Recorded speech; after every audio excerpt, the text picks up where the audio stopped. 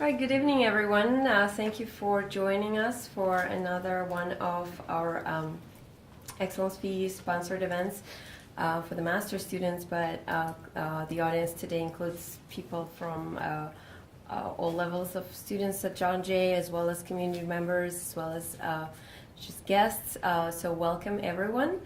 My name is Marina Sorchinsky. I'm the faculty advisor and helper, I guess, coordinator for these events. I'm really excited to welcome you here. I'm really excited for our esteemed speakers to be here, and I'm not going to take much time. I'm going to introduce the first speaker, who is Kiana TV, who is an exoneree who was falsely accused and convicted of stabbing based on a faulty eyewitness identification, and he had spent 9 years in 9 years, right? Yes, 9 years in prison for that, and he finally got exonerated. He has recently graduated from law school and just waiting for his license right now. So he's going to tell us about his story, and please give it up to Kian.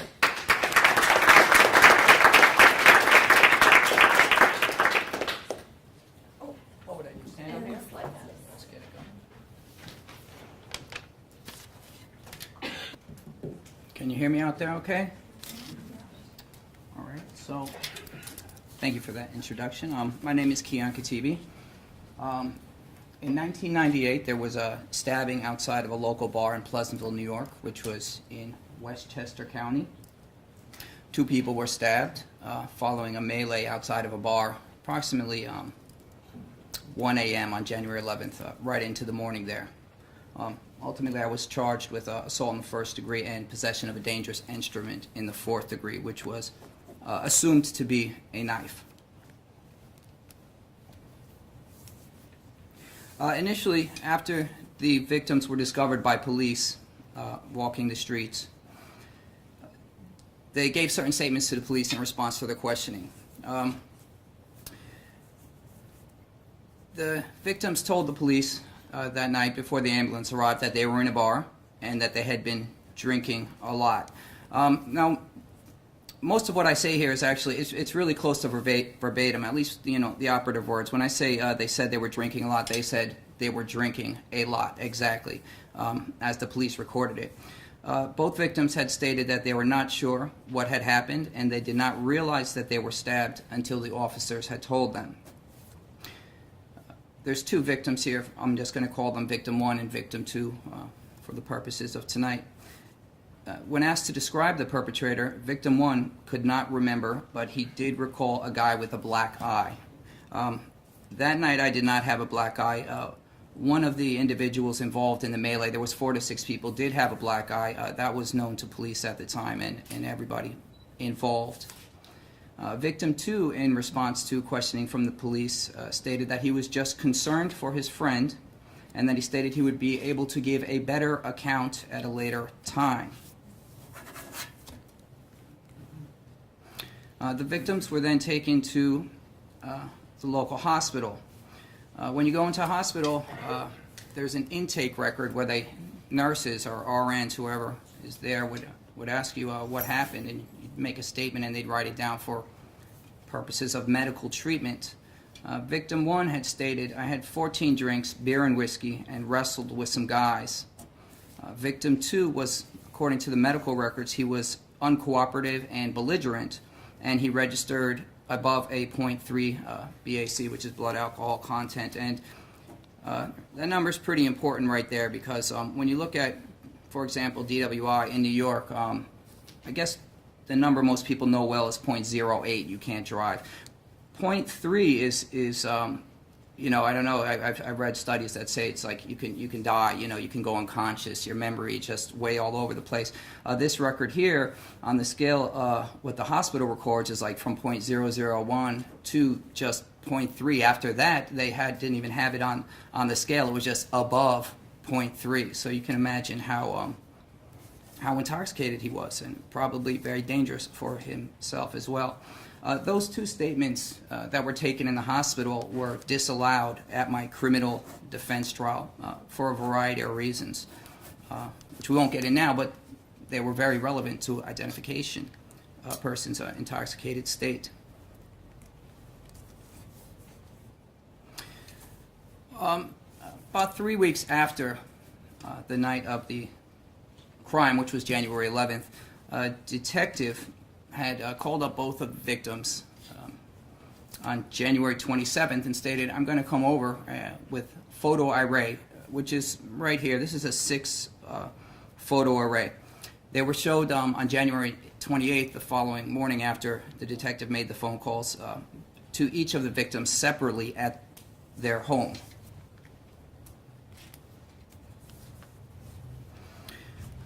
Following the photo arrays presented to each of the victims gave sworn statements that they positively picked photo 3, and that's me in photo 3 from the top left there, as the person that stabbed them. What's interesting here in the wording of their statement is that they had said they positively picked me, not that they picked photo 3 positively as the person that stabbed me. Victim 1 gave an accompanying statement, and he indicated there was about 5 people present, one of them which appeared moments behind him after he initially felt a hit to his back. He did not indicate in any of his statements whether that person was me or not, at least at this stage of the investigation. According to the detective, throughout his testimony and up until conviction, he claimed that no other relevant statements, notes, or contact was made with either of the victims from the night of the crime until conviction. And then he testified that he may have taken some notes along the way, but he discarded what he deemed personally to be irrelevant notes. And just to give you an example right here, that's a little hard to see, but there's only about 6 lines up there, and none of them have any facts, I don't believe, from what any of the victims or witnesses that he interviewed stated. It just says a photo array at this date, photo array at this date, supporting deposition, and then I think it ends with Katibi arrested, case closed. And that was all I received from the detective in the length of his investigation of interviewing probably over 10 witnesses, 2 victims. There's just nothing there, and I find, it's really hard to believe, but that's what I got at my trial. That's what I had at my trial to go to cross-examine the victims, aside from the photo array statement and the other statement I spoke to you about. During pretrial hearings, obviously I was indicted, and then I have to have a trial and either be found guilty or innocent at the end of that trial. In New York, and like many states, you go through pretrial hearings, and part of those hearings you have a Wade hearing, and that's where the victims or whoever can identify someone would testify about the nature of their identification to see if it's reliable, to see if that identification can be presented in court. In other words, can they come to court and point me out and say, that's the guy I saw? We need to find the basis of that before they can do that in trial in many cases, and certainly in this case. At that hearing, the victims and the detective testified that the photo array was presented to them and that they identified photo number 3, which was me, and that the only words that were exchanged during that scenario was the detective saying, take a look and see if you can recognize anyone. And then when they did, relaying, are you positive? Which they relayed the answer, yes. And that was all that was said at the time of the procedure, according to the testimony of both victims and the detective at that Wade hearing. So you can imagine it was deemed pretty reliable, just picking me out and saying, that's the guy, yeah, I'm positive, I'll sign here. So it was allowed in court. So now we're at trial about 6 months later, 8 months later. During trial, both of the victims made that in-court identification. While being cross-examined about it, one victim said he caught a peripheral view of me, lasting only a few seconds before the melee began, and I ran away. It's not here, but the other victim stated he saw his friend come out and jumble around with a bunch of guys, and as he turned, he caught a glimpse of me before I ran away, but he couldn't describe what I was wearing. No one saw a knife in my hand. No one saw the stabbing at all. Victim 1 stated that he was not intoxicated. Now, that went right before the jury, and unfortunately we were not able to get out in the medical records here that he had stated he had 14 drinks, beer and whiskey. I mean, I would assume you'd be pretty intoxicated. After that, I know I would. Victim 2 stated that he was intoxicated, but that he can remember everything about that night. It didn't really affect so much of his memory. He remembered the basic details. He remembered me. And they both concluded, the gist of their testimony, they concluded that I was the person who attacked them. The top count I was convicted at, and really the only other person there to go against what they were saying was me, saying I didn't stab anyone. But you have 2 victims up there, and that's very, the jury's going to listen to them in most cases. Convicted of assault in the first degree and sentenced to 7 to 14 years. I completed 9.5 of those years before I was released, when the actual perpetrator had confessed and following CPL 440 hearings, which is a legal procedure here in New York. Following that, I initiated a civil rights action, Section 1983, in the Southern District of New York in federal court. Now, at this time, once you're in federal court and you're going through depositions for a civil action, I can tell you that discovery and cross-examination and all the papers you get and all the chances you get, they're exponentially higher than what goes on in a criminal trial. And I can tell you, when money's at stake, right? Lady Liberty, goes way down here. But when liberty's at stake, you don't get a lot when you're a criminal defendant. I'll tell you that. You don't get a lot of opportunity. You don't get a lot of discovery.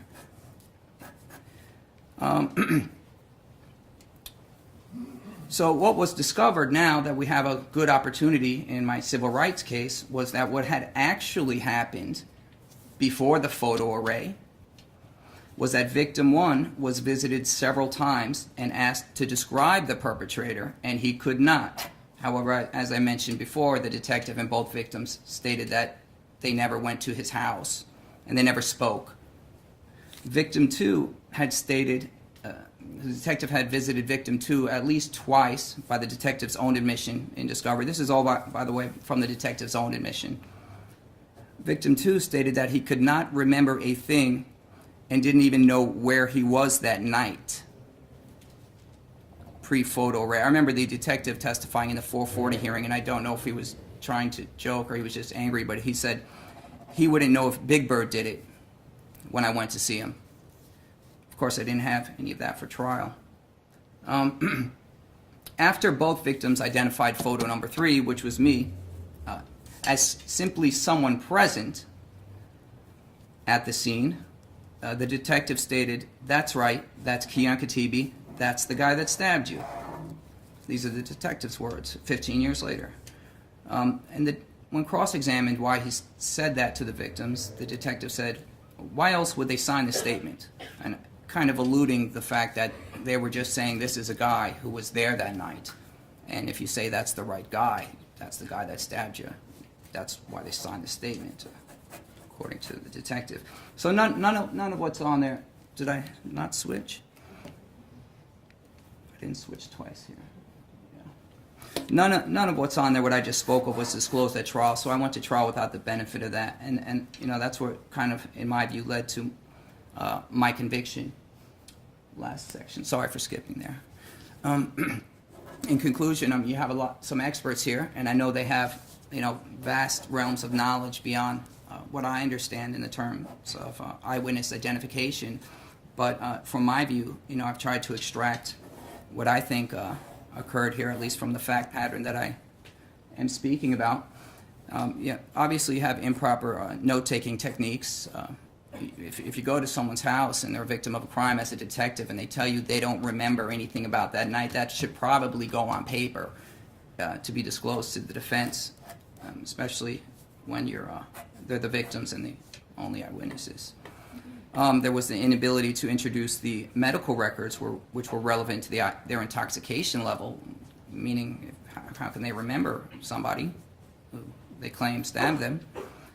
And there was a runaway narrative that I was the perpetrator. From the beginning, when rumors started to circulate around town that it might have been me. And this, things like that get around.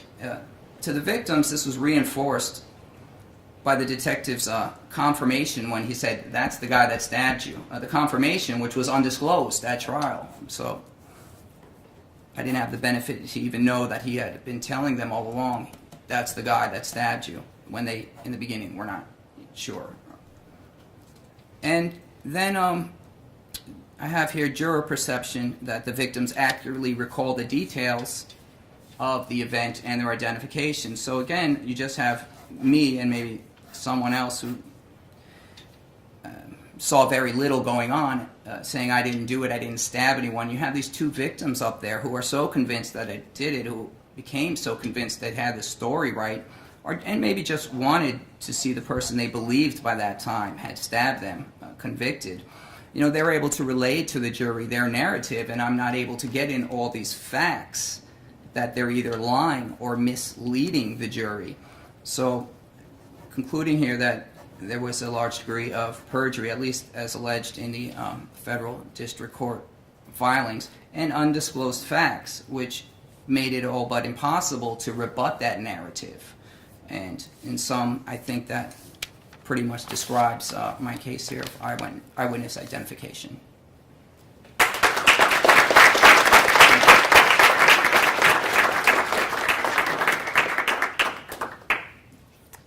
Thank you. So I didn't say it in the beginning, I guess. The way we're going to go is everybody getting, all of our speakers are going to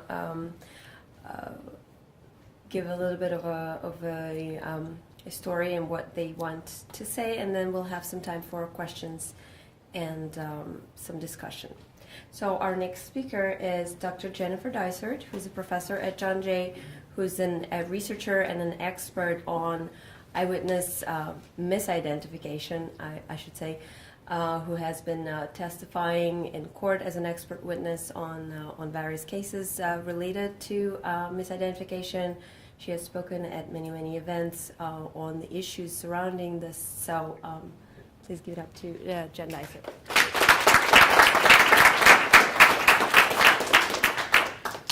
Good evening. Thank you to all my students who are here, and my mom and dad who are here from Canada. They didn't come just for this evening, but it's definitely the highlight of their trip. Of course, I'm always happy to talk about eyewitness misidentification, as my students very well know. This is the research that I've been doing for almost 20 years now. And so for many people, they actually just got into this field. I'm going to put up a slide. There's going to be a little bit of participation here this evening. And I want you to tell me who this person is. Stephen Avery, excellent. You are probably one of the nearly 20 million people who have watched the Netflix documentary series, Making a Murderer. Now, for many individuals who've probably never been exposed to wrongful conviction and certainly misidentification before, this is probably it. So Stephen Avery was wrongfully convicted of a sexual assault, a rape, and he was misidentified by someone and spent 18 years in prison. So that's kind of episode 1 of the 8-part series, where people really see how eyewitness misidentification can happen. And of course, I've been doing this for a long time, so I see it from many different perspectives, and sadly, Kiana's case is certainly not unique in the criminal justice system. So I'm going to talk about 2 basic things this evening. So first, I'm going to talk about why eyewitnesses make mistakes, and second, if we can figure that out, is there some hope that we might actually be able to prevent mistaken eyewitness identification from happening, right? And so for those of you who know the answer to this, please no spoilers, right, for everyone else in the room. So the DNA exonerations in the United States are what gets a lot of attention, so we're looking at this issue and trying to figure out, is this something we need to be concerned about? So I'm going to talk about those, but I'm also going to talk about a second source of wrongful convictions that we know of in the U.S. So in the United States, and you have to check this daily to make sure that your numbers are accurate, there are 347 DNA exoneration cases in the United States. And those are cases in which someone was convicted, There wasn't DNA testing available usually at the time of the conviction, or there wasn't a sophisticated type of DNA testing available. And some later time after they were convicted, they test the DNA and realize that person actually is completely innocent of that crime. So there are 347 cases in the United States. 20 of those individuals were on death row, at least at some point. Either they were exonerated from death row or had been on death row before being exonerated. And you can go to the Innocence Project website if you're interested to find out more information. There's also the National Registry of Exonerations that's maintained by the University of Michigan Law School, and they have significantly more wrongful convictions on their website. So they have 1,913. And you might wonder, why are these numbers so different? Well, they're different because the Michigan numbers don't only include DNA cases. So they include cases that do not have any DNA at all. And guess who's on that list? Right, Kiana is on that list, right? Because there was no DNA in his case, right, that ultimately exonerated him. It was a confession of the actual perpetrator that exonerated him in the case. So this is not something I'm excited about at all, or makes me excited. That eyewitness misidentification is the leading contributing factor to wrongful conviction, with nearly 75% of the DNA exoneration cases, so that's where this comes from, include mistaken identification. There's also clearly false confessions, bad forensic science, informants, right, jailhouse snitches, right, those are also included as the many causes. But eyewitness misidentification is the leading contributing factor to wrongful convictions. This is not new. And the reason why I show you this slide today is because of the passing of former Attorney General Janet Reno today. Janet Reno in 1998, right around the same time that Kiana was going through his ordeal and his nightmare, probably, good way, his nightmare, she was actually very concerned because the first 40 DNA exoneration cases had come out, and 36 of the first 40 had mistaken eyewitness identifications. And Janet Reno said, what is going on with mistaken eyewitness identification? So she assembled this technical working group that involved scientists, that involved law enforcement, defense attorneys, prosecutors, got everybody together, and for over a year, they worked on this. It was a consensus document that was guidelines and best practices for law enforcement. That came out in October of 1999, right after he was convicted. And so it's been going on for a long time. Department of Justice has been interested in this for a very long time. And this manual, which is really, it's in my office, it's so worn, it's all tattered, very, very small, went to every law enforcement agency in the United States in 1999. So at the time, over 14,000 police departments received a copy of these guidelines and best practices. To date, however, about 85% all law enforcement agencies have no written policies on eyewitness identification practices. Nothing. Kind of just, hey, what do you do? Well, what have you always done, right? They really just kind of make it up or remember that as best they can from their training, right? So, but it's been going on a long time. So I'm going to talk to you really briefly about why it is that eyewitnesses make mistakes to begin with, because if we can really understand that, maybe we can focus our attention and effort on solutions, right? We know it's the leading contributing factor. We got that kind of down. And so what we have to understand really is about memory and perception, which is why psychologists are really kind of the perfect individuals to be studying this. So witnesses can make a mistake, or errors can happen at any one of these stages. First is the perception, then memory. For those of you who know the 3 stages of memory, this should look vaguely familiar, right? That at any one of these stages can something really go wrong. So I'm going to demonstrate that for you, because that's what I do. I try to demonstrate things because I think you'll remember the demonstration maybe a little more than some of the terms and some of the numbers. So on the next slide, coming up in a moment, I'm going to show you something, and then on the following slide, I'm going to ask you what it is that you see. All right? This is the participation part. All right. What do you see?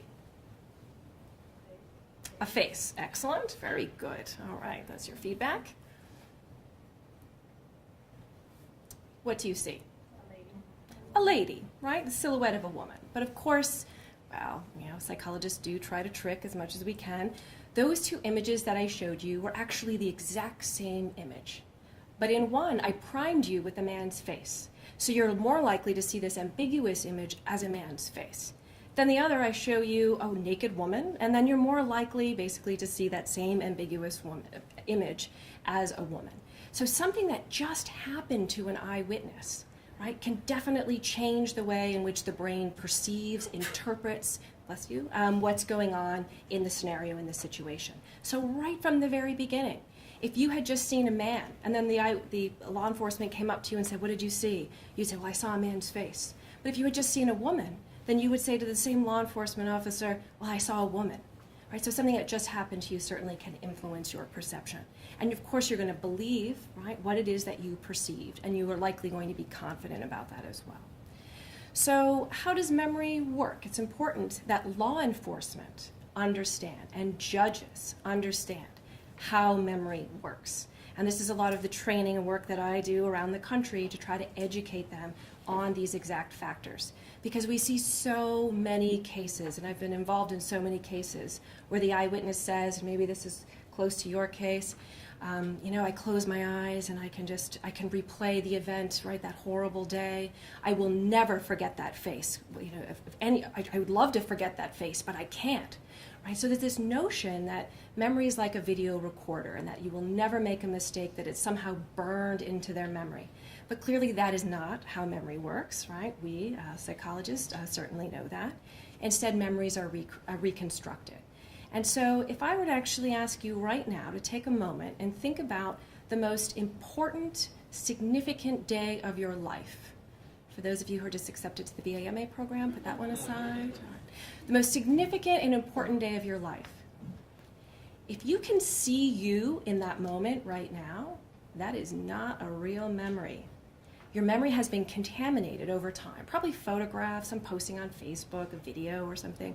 But if you can actually see yourself, you know that that's been contaminated over time.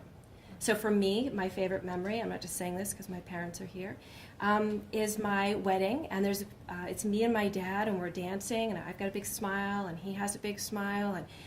And unless I had some out-of-body experience during the reception, which I don't think I had, I clearly could not remember seeing myself smile. It also happens to be the image, the photograph in my office, right? And so my memory's been contaminated over time. Thank goodness for me, it's a happy memory. But for witnesses who are asked to view video surveillance, to go back to a scene of a crime, to talk with other witnesses, clearly the contamination could have negative consequences for individuals, and certainly those who are innocent when charged. So I'm going to talk about very briefly some of the factors and the reasons why we know that eyewitnesses make mistakes. So first of all, there's this whole group of errors that happened long before police ever get involved.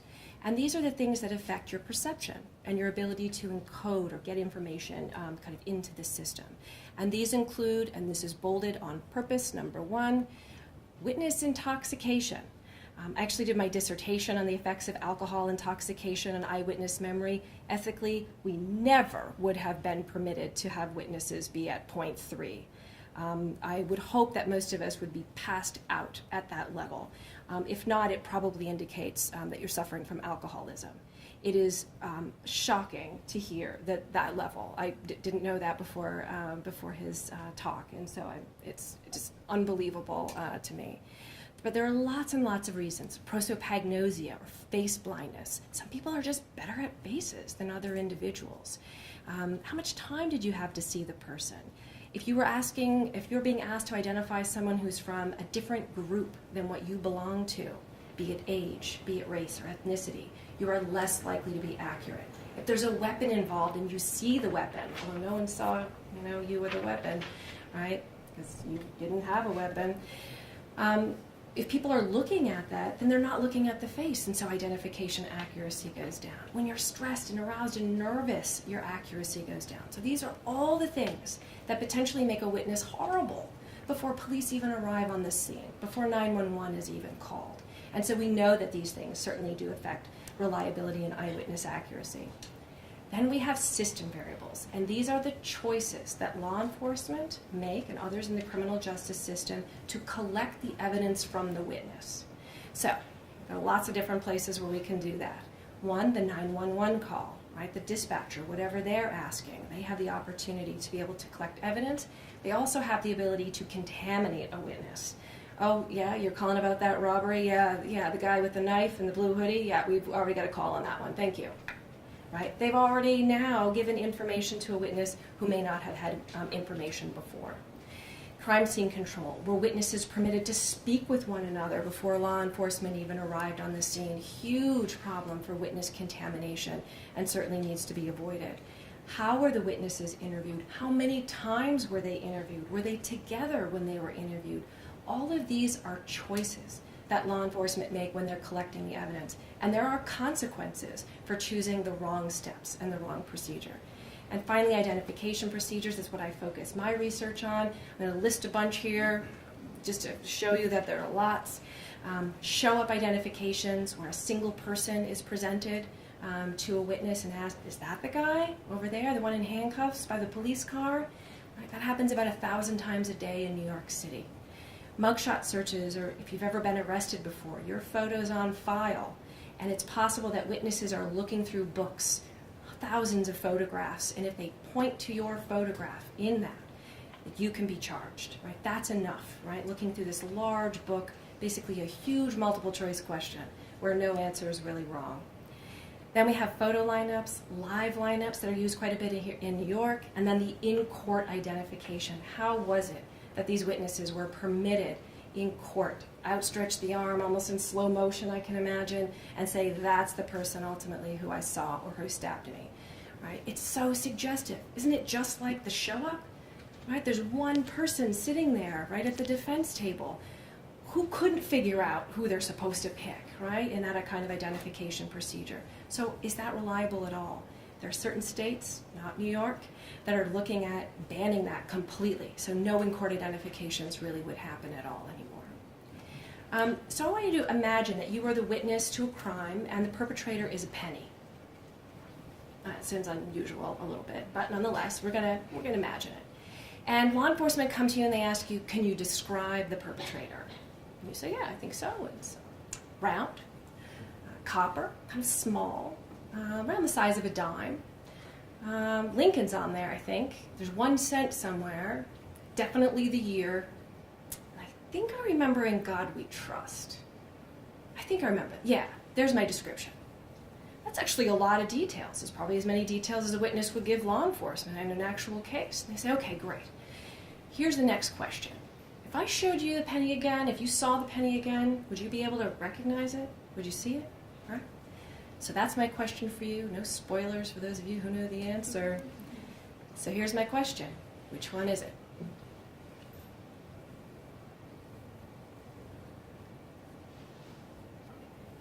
Oh, I'm expecting participation. Don't think you're going to sit there quietly. And yes. Number 3. Number 3. Anyone else? Number 5. Why number 5? That's what you remember? All right. How confident are you? 13%. All right. Haven't heard that. That's very specific. I can't imagine what 14% would look like. But anyone else? 7. Yeah. Oh, you're changing your mind? 7, maybe? Yeah? Number 9. Number 9? Okay. You are familiar with the penny, right? So those of you, I know we don't really use it much kind of anymore. But I use this demonstration because I want to talk about best practices that clearly were not used in Kiana's case. Number 1, well, we could talk about this in a whole bunch of different ways, but I'm going to go about how I think you made your decision. First, this went up and you went, uh-oh, this is a little more difficult than I thought it was going to be. Any coin collectors in the room?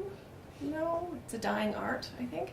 Okay, so no coin collectors in the room, so it maybe didn't just jump out at you. And when that didn't happen, you went to multiple choice mode, right?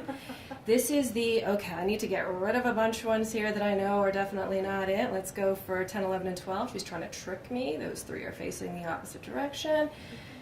Oh, you know, the whole top row, number 6, something missing. I can't tell you what, clearly, but it just doesn't feel right to me. And then most people hone in on 5 or 7. 5 or 7. And then you remember the 1 cent. You're like, was it on that side or the other side? Right? Just like, I remember a tattoo. Was it on the right side of the neck or the left side of the neck? So these details can actually be very important. So what's important is the process. And witnesses who make fast identification decisions, that's it. That's one right there. More likely, much more likely to be accurate. People who do what most of you did, can I figure this out, are much more likely to be incorrect, right? Yeah, you're going to choose one of the pennies, but do you recognize the penny? Because there's a huge difference between picking someone and recognizing somebody from an identification procedure. So the other things that this kind of shows is, well, I kind of cheated a little bit. I was like giving you some feedback there, right? Like someone said number 3, and I was like, oh, 3, yeah, anyone else? 5, great. We might consider that feedback. For those of you who are thinking it might have been 5, I was super friendly and nice and follow up. I didn't ask her how confident she was, right? And so now all of a sudden, you feel like something's going on here. I think I'm on the right track. We call that feedback. What it typically does is increases confidence. She was 12 before I started asking that, and she went all the way to 13. That's what she doesn't know. Just kidding, very low confidence. But typically you're not supposed to give that kind of feedback. I'm also supposed to tell you beforehand. These are all law enforcement procedures that are supposed to be used. The actual penny or perpetrator may or may not be present. I should have given you the none of the above, because it kind of forced you to want to pick. I didn't really give you the out, and I know you love that none of the above option, right, when it comes to your exams. So these are the best practices. How do I go about figuring out what the other pennies are going to look like, the other variations? Because that makes a huge difference. How easy or difficult am I going to make this test for this witness? Law enforcement need to be trained on that. Second, the instructions. I should have told you, sorry about that, it may or may not be there, right? Absolutely recommended best practice. I shouldn't have been asking you. I should have absolved myself from this exercise because I knew the answer. I know the answer. And I don't want to I shouldn't be encouraging you when I see that you're starting to lean in the right direction, right? So I shouldn't have been doing it at all. We call that double-blind administration. I actually should have been showing you those pennies one at a time. You would have been less likely to make a mistake if I had done that. We call it a sequential lineup. I should have recorded the whole thing so a jury later on could see your 13% confidence and you're changing your answer from one to the next, right? All of that the jury could decide for themselves of what's going on. And finally, I need to get your confidence statement before I tell you the right answer. And I'm going to tell you exactly why that's the case. But for those of you who are in, well, we'll just move on. You don't need to know, right? If it was there, I might tell you later, maybe not. And this is important, and I'll tell you why. So I'm going to tell you the most important thing, and then I'll finish up. And this is about juries and what juries see and what juries hear. The next speaker after me is going to be talking about his experience as a juror and whether or not any of the things I'm saying to you right now make any sense whatsoever. Am I good? Great, good. So to tell you about a kind of a very clever set of studies that shows how important this really is. So in this kind of experiment, what researchers do is they show participants a video, and then they get them to make a lineup identification decision, like that's him or he's not here, and then we manipulate feedback. So we either say, like, congratulations, good job, you got him, or thanks so much, you've been really helpful. The control condition doesn't receive any feedback at all. And then as good social psychologists, we lie. And then we say, oh, oops, I forgot to ask you some questions about what it is that you did before. Can you tell us about your memory for the event? Can you tell us about that lineup identification experience, right? We want to know, was that easy for you or not? Now, keep in mind, half of them had gotten feedback, like, good job, pat on the back.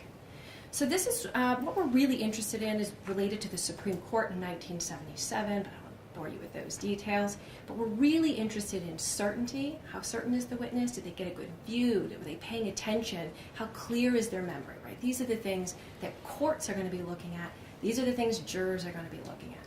So let's look at those witnesses who got no feedback at all, right? These are the control condition participants. And keep in mind, up to this point in the experiment, everybody saw the same thing. Right, so they both saw the same video. wow, not very certain at all, right? Certainty is very, very low. I think there's maybe 12% of participants who are absolutely certain. On the view, 1%, so had a great view. 1% has a clear memory of the face, so terrible. So what happens when you say, good job? What happens when you say, the guy in position number 3, that's Kiana, right? Yes, he's the guy with the knife. He's the guy that stabbed you. What do they look like? They look like this. 50% of participants now absolutely confident in their identification decision. They got a better view. The face is clear. They have a better memory. They're just better witnesses. And that's what the jury will see. That's what the jury will hear. So we have to develop procedures in which things like this kind of feedback can't happen, right? Something that will prevent it. Thank you very much for your time.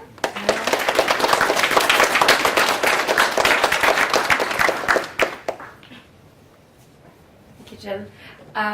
So our next speaker, as Jen has already alluded to, is Adam Royce, and he's the juror, the infamous or famous, I don't know how, depending on which side you're on, from the Eaton Potts case. The case is actually still ongoing currently, but he's the one who caused it to be ongoing right now, right?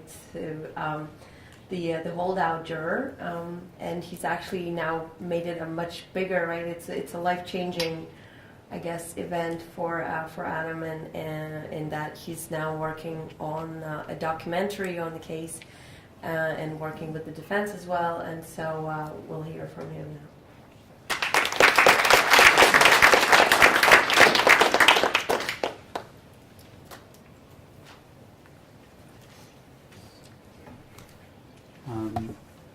Hi everyone, my name is Adam Sirwah. I'm really humbled to be on this stage with everyone because, or whatever it is, not a stage, a panel, because I really have no training in what I'm about to talk with you about. Obviously I'm not educated in this subject really at all. I just served on a jury for a long time, and it did change my life in a lot of ways. I'd like to think positively. And so it's just great to be here with everyone. Thank you for inviting me. And I might have messed up my homework assignment a little bit. In my case, there weren't really witnesses per se. There were people that heard a confession a long time ago. So I'll get into that in a minute. But it's I hope I can follow on what was said previously well enough. All right. So yeah, you know who I am. I'm the lone juror, the holdout. Some other words from me out there too in the press. So a little bit about me, just so you know who I am. A master's in public health. I worked for a lot of years overseas with USAID and United Nations.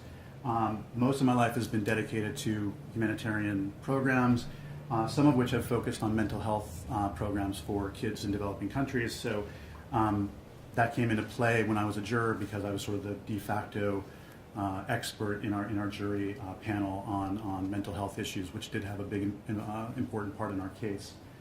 For the past 5 years before my new job, I was working at NYU as a research scientist, and then now I'm working for a foundation downtown, which works with hospital medical research. So selection, again, I might have gotten the homework assignment wrong, so I'm just going to walk you through a little bit like what my experience was, and then jump into witness issues. But so 3 weeks of selection, it was very intense. There were about 800 people called to the selection process. Week 1 was a paper-based survey with about 180 questions. It was like 40 pages long. I was selected to pass through that stage, along with about 300 other people. Week 2 was a private meeting with the judge and the attorneys on both sides, which was very interesting. Some brief questions about my ability to participate in the trial. And then week 3 was voir dire, which is a super interesting process to go through and kind of fascinating part of the legal system. So me as a juror, like I think most jurors that go for duty the first time, had no idea what was going to happen, what the process is, what to expect, and it's really kind of jarring, to be honest with you. So, which is one thing I'll get into when I talk about the project that I want to work on in the future. So yeah, it's really daunting, really intense.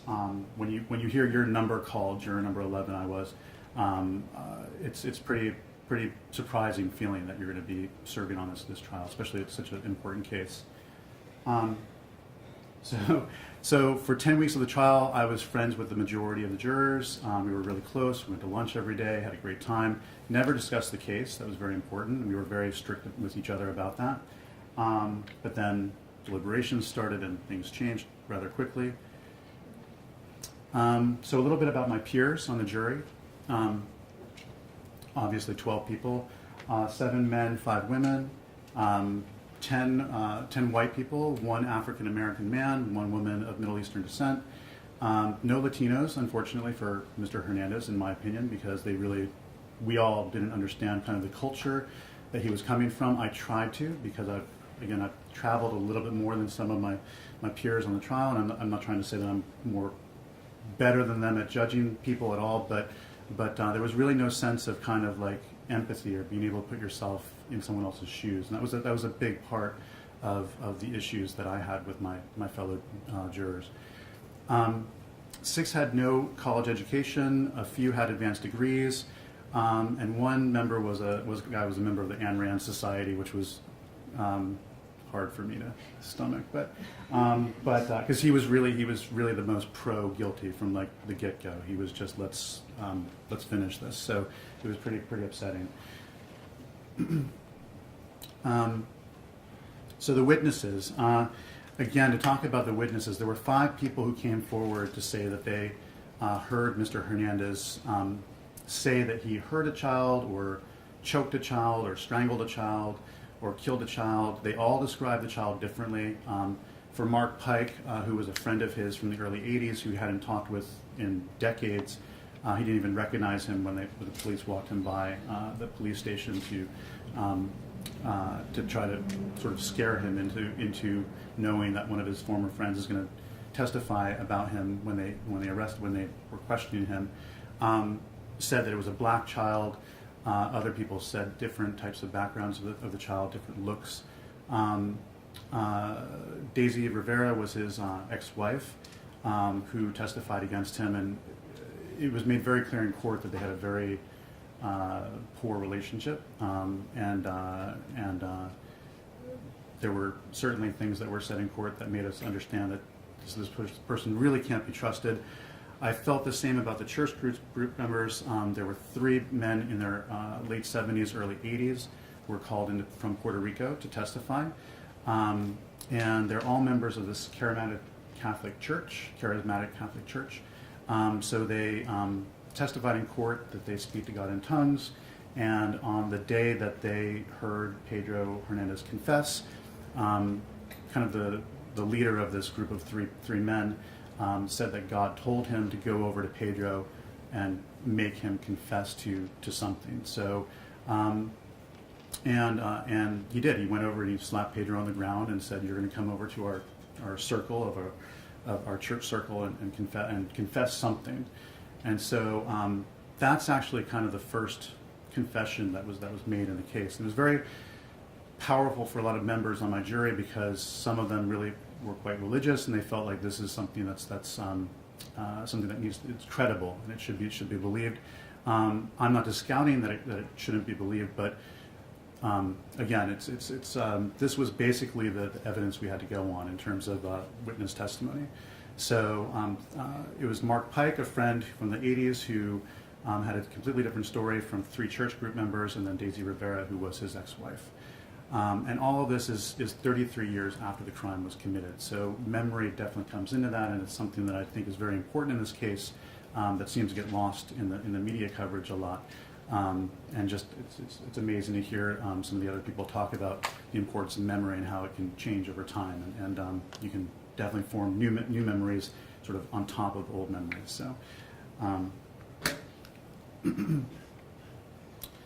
So. In the deliberation, right before the deliberations, the judge gave us instructions. It was to focus on presumption of innocence. Burden of proof is on the state. Confessions are not enough to convict. You need to have evidence that corroborates the crime was committed. Process is really, really important. We start with evidence. Everything is evidence in the case. We have to then, as judges of the facts, as jury members, discern what are facts, and then from those facts make causal or whatever inferences we can to establish what happened. And the guilt must be established beyond a reasonable doubt. So these are kind of the tenets that we went into the deliberations with. We didn't take a vote until day 3, which I think was unfortunate because I think a lot of people would have voted guilty kind of right off the bat. We decided not to do that because several people wanted to look at their notes. We had a lot of notes after 10 weeks of testimony to go through. And we also watched some of the video confessions before making our first vote. And the first vote was 8-4, guilty.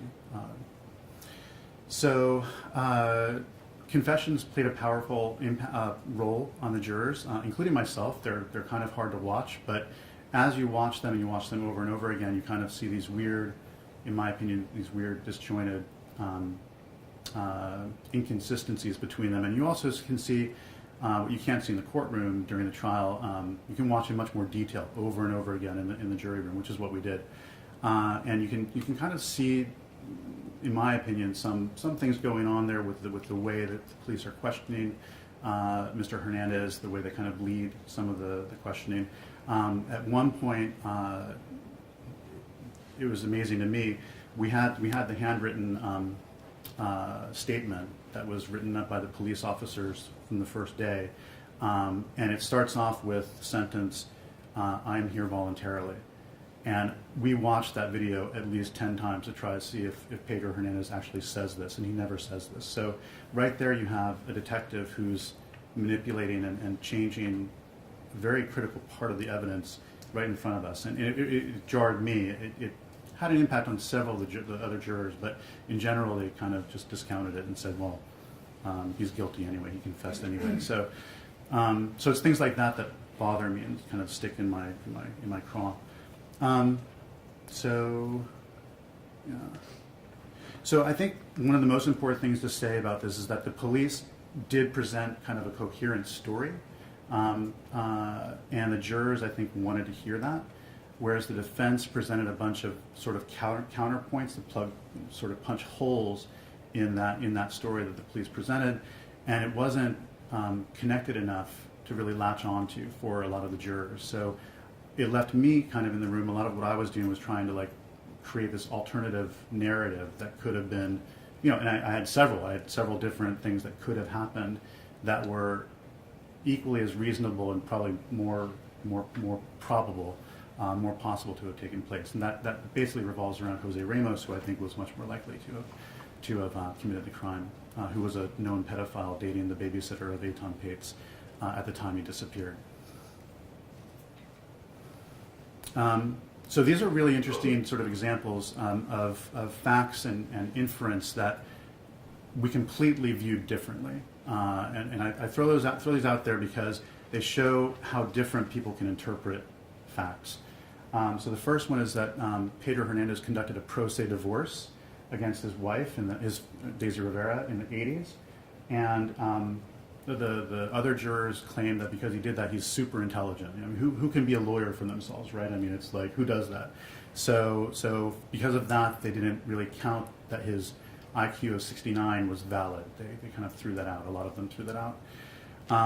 Social Security injury benefits. Mr. Hernandez applied for them several times. He was eventually approved of them. And they said that means he knows how to manipulate the government and falsify documents and things like that. And I was, again, blown away. Jail calls to home. The prosecution played some audio calls of Mr. Hernandez to his home, and they said that one time a nurse was trying to draw blood from him, and she had to do it 12 times or something like that. And he did say, I want to rip her head off on the phone in Spanish. And they said that shows he's violent. And I was trying to put it into context. I mean, anyone that's had a shot 10 times from a nurse missing your vein is not comfortable. Not the best thing for him to say, but I'm not sure that shows that he's violent. And then, and on the phone, his daughter would laugh all the time with him. And it was actually, I thought the calls were very nice, very sweet, but they said that it showed him being very controlling of his family, which, again, is bizarre to me. And then, in terms of mental health, there was a big disparity between us on establishing whether he had actual schizotypal personality disorder. experts testified he did. As a jury, we had to do a lot of work for about 3 or 4 days to try to establish if he did or did not. At the end, we found that we voted on it and basically found that he only had 4 of the 9 symptoms, so he wasn't, we diagnosed him ourselves as not having schizotypal personality disorder, which was really kind of upsetting to me. And then the biggest part in this sort of counterfactual type of evidence is the school bag. And if you go by the story that the police want you to believe, Pedro goes like this on film and shows that he throws this tote bag full of toys over this sort of walk-in fridge in the basement of the bodega. And there was like at least, they said, like 1.5 feet of space behind the refrigerator. And, you know, there's police testimony, there's so much evidence that the search was very intense right after the boy disappeared, and you would think that in the bodega of the right next to the bus stop where the child disappeared, there would have been a pretty intense search, and they never find that. So that for me is an example of sort of a piece of evidence that if it were true, it would have been there, it would have been found. And so I think we need to like teach people in general that just because evidence is sort of talked about, it doesn't mean it's true unless you can kind of physically show it. It's a very complex thing. People couldn't understand that the bag wasn't there, and they did a lot of sort of mental exercises to make it fit with the narrative that they wanted to make it fit with. So, so the retrial. I just have one more slide after this. So the retrial is going on right now. I didn't notice. I went to the opening arguments, and there's really nothing different in the prosecution's story. The defense is much more focused on Jose Ramos now and kind of creating a story that's an alternate to the police story, which I think is very important. I was happy to learn from the defense team that the jurors in general have more sort of advanced degrees, more education, because the case is quite complex. Not saying, I mean, actually, one of the best jurors that was on the jury with me was a janitor, and he had so much wisdom, and he was on the fence the whole time. I really thought he'd vote with me, and then at the end, he did cave in and vote guilty, and I think there are a lot of reasons for that. One of them being the press kind of waiting right outside to question all of us. So I do think it's important to have. I think education is an important factor in this case. One juror is a lawyer, which is very rare. That's nice to hear that there's a lawyer on the jury, I hope. And what I find kind of disturbing is that the same judge who was on the first trial is on this trial, and I witnessed myself when I was in there for the opening remarks that he just didn't allow certain things that I couldn't believe. And so as jurors, you don't know what the judge doesn't allow as evidence, and I find that just really disturbing, and I don't know what to do about it at all yet, but hopefully we'll work on that more. But very, very, very hugely important. And finally, this is a project that I'm working on. I'm just sort of starting it, and I've been discussing it with Marina, with Saul Casson, and some other people, with Charlie as well, and very, very interested in feedback on it. It's a website that's not really totally live right now, but you can find it here. And basically, I want to do a series of short films with interviews of my fellow jurors, if they'll agree. Interviews with the prosecution, interviews with the defense team, with experts on different subjects such as memory. The thing about this case is that it touched on almost everything in the criminal justice system. It touched on false confessions, eyewitness testimony that was not really reliable, memory, a cold case. It's just immigration. It's got everything. So super interesting as a subject. And then I have a longer term goal, which is a 501(c) organization I'd like to set up to work on creating a generation of jurors that is better equipped to make decisions on a jury and has the strength to kind of like carry that through to the end. And I know it's a very large goal, but I'm hoping we can all work together towards creating a civic studies program in primary and secondary schools, again, that really focuses on giving kids the skills they need to be the best jurors they can be. And with that, thank you very much. Appreciate it.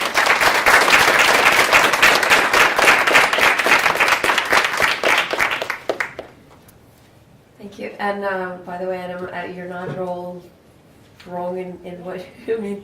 The purpose of this panel is really to discuss the various ways that faulty perceptions make their way into the court system and how that ultimately can have horrible consequences for people, and to connect also people who have experienced it from within with experts that we have here at John Jay and other places to hopefully make a difference ultimately. And you guys as growing professionals hopefully will have something to do with that as well.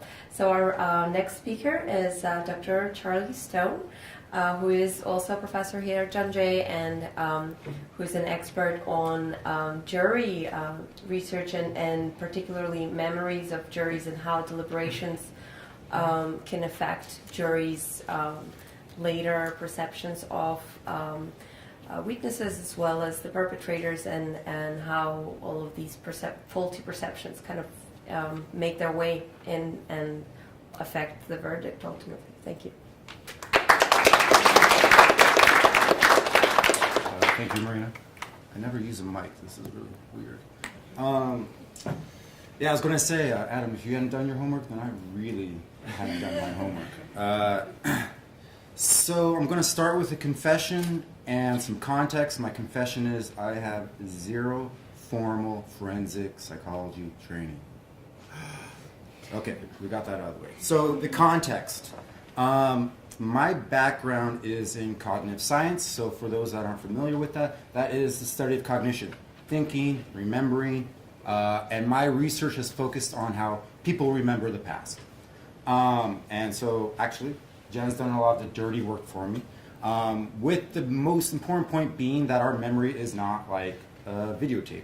I really don't know if this is catching my voice, but hopefully you can hear me anyways. And so most of my research is focused on how people remember in groups.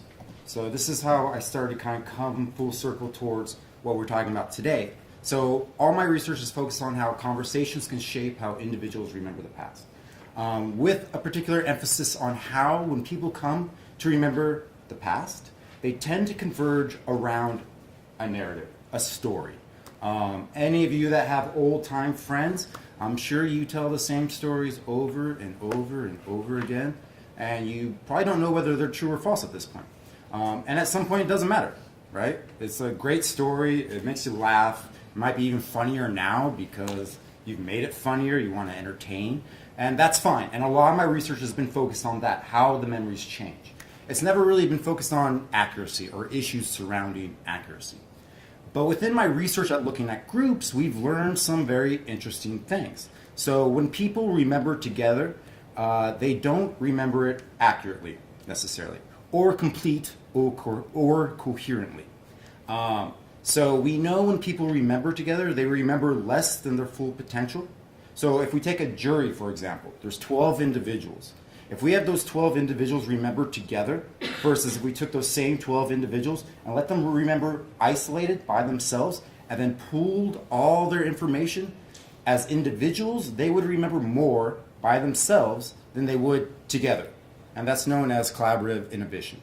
Oh, maybe I should have warned, I don't have slides. So yeah, just have to focus on me and my voice. We also know that through these conversations, information gets lost. So Jen focused a lot on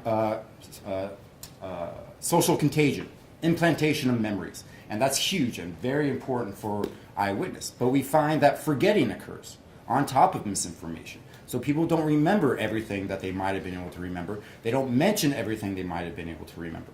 So this is the context in which I come here, is that all my research has shown that when people remember together, they can come up with a narrative, but we don't know whether it's accurate. We don't know if it's complete. And all the research suggests that it's not. And in a lot of contexts, that's fine, right? With our friends, for example.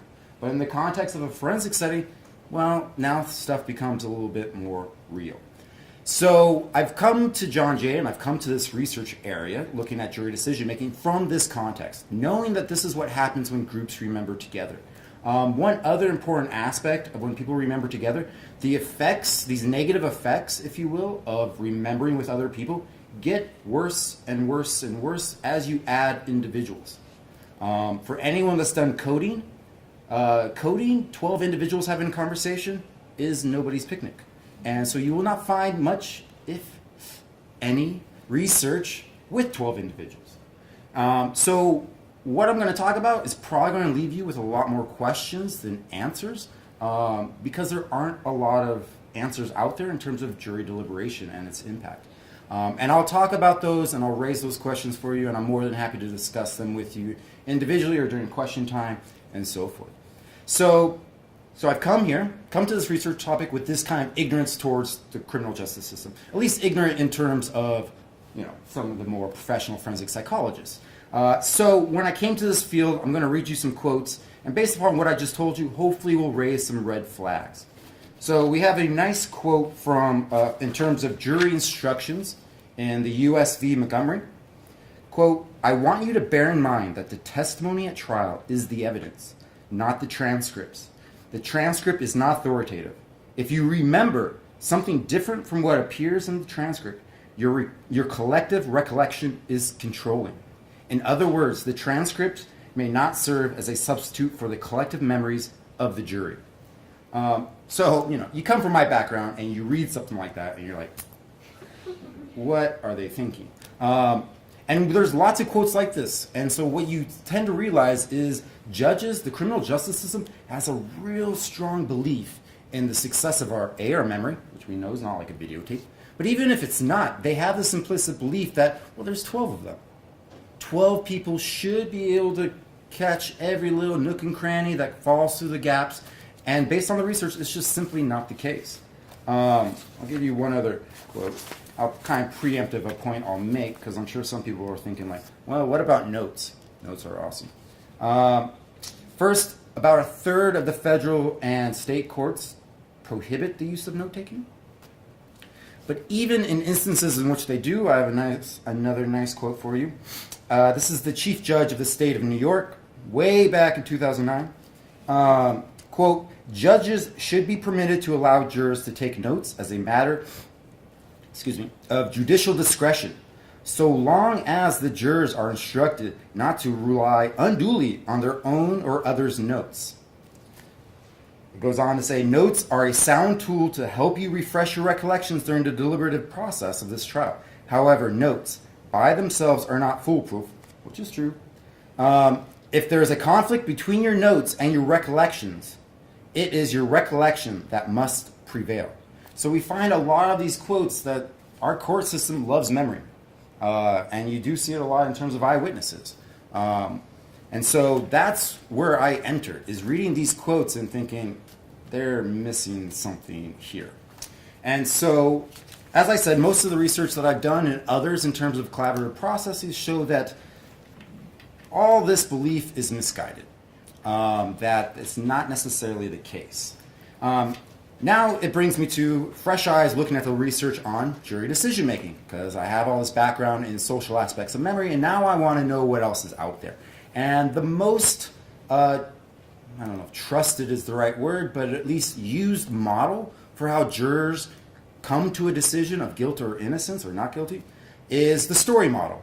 And it's exactly as it sounds. They argue that how jurors come to a decision is they create a story, a narrative by which they are able to fit all the bits and pieces. And so essentially, if the jurors think they've come up with a complete and coherent story, that's what they're going to use to base their decision on. And so listening to some of our panelists, obviously there were some red flags going up here, and I'll talk a little bit about that in terms of some cognitive terms, but I'll try not to make them too boring. So again, we have this model that jurors create stories. Now, a second aspect that became very apparent to me as I read this research is most of the jury decision-making research is one individual, right? They show a trial to an individual, then they test their memory, they see what kind of story they come up with, and then they have a verdict. They bypass the deliberation completely. There are some that do look at larger jurors, but again, part of the problem is, we have limited resources, and this can be expensive. So you will not find that many, maybe 1, 2 articles in which they have 6 jurors or more in their studies. And then this raises another issue. So if we're interested in, say, how juries come to a decision of life and death, or at least of taking away parts of people's lives, how do we recreate that in an artificial setting? Right? There is a lack of gravity in the lab. So no matter what we tell our jurors, our mock jurors, about this case, they could loaf, they could not care, they could just want the money. But no matter what we do, it will pale in the comparison of the weight of their decision on someone's life. And so when you think of it that way, it becomes very difficult to come to any good understanding of what kind of generalizations we can make about jury deliberation and its impact on how people remember the past, but then more importantly, how they then come to decisions based upon this information. For example, so I am doing research on this at this moment, and what we've done is basically say, we provide them with a video of a trial, and then we tell them, okay, if you get the verdict correct, i.e. what the jurors actually did in real life, we'll give you $10 extra. Obviously not the same thing as someone's life in the balance. But again, we're trying to motivate them to talk. And some of you might say, that sounds like kind of a good idea in terms of motivation. Well, what we found too is it could have its drawbacks. Because what we've noticed is now the jurors aren't necessarily trying to come up with what they think the decision should be. They're trying to think, what were the jurors thinking? I bet they fell for that really incriminating evidence, even though they shouldn't have. But I want that $10, right? So it becomes very hard replicating these scenarios, these real life and death scenarios in the lab to come to a better understanding. Another issue is each trial is going to be different. So, for example, the trial we're using has a lot of police misconduct. That fills up a lot of the transcripts. And you also find a lot of metacognitive statements, like, oh, I really like the way the prosecution presented that evidence. So it becomes very difficult in terms of replicating this research. But we're trying to do that. And some other aspects now that I want to talk about are based upon what some of our panelists have raised. So you've heard a lot about the narratives. Now, like I told you before, what seems to become controlling are the narratives that the jurors accept. And it sounds like in Adam's case, the jurors accepted a story quite quickly. But I think also missing in that is the idea that the defense didn't really create a story, right? And so what seems to become clear is if there is no story for the jurors to latch onto, you've lost them. And I say that for a couple of reasons. A, we are cognitive misers.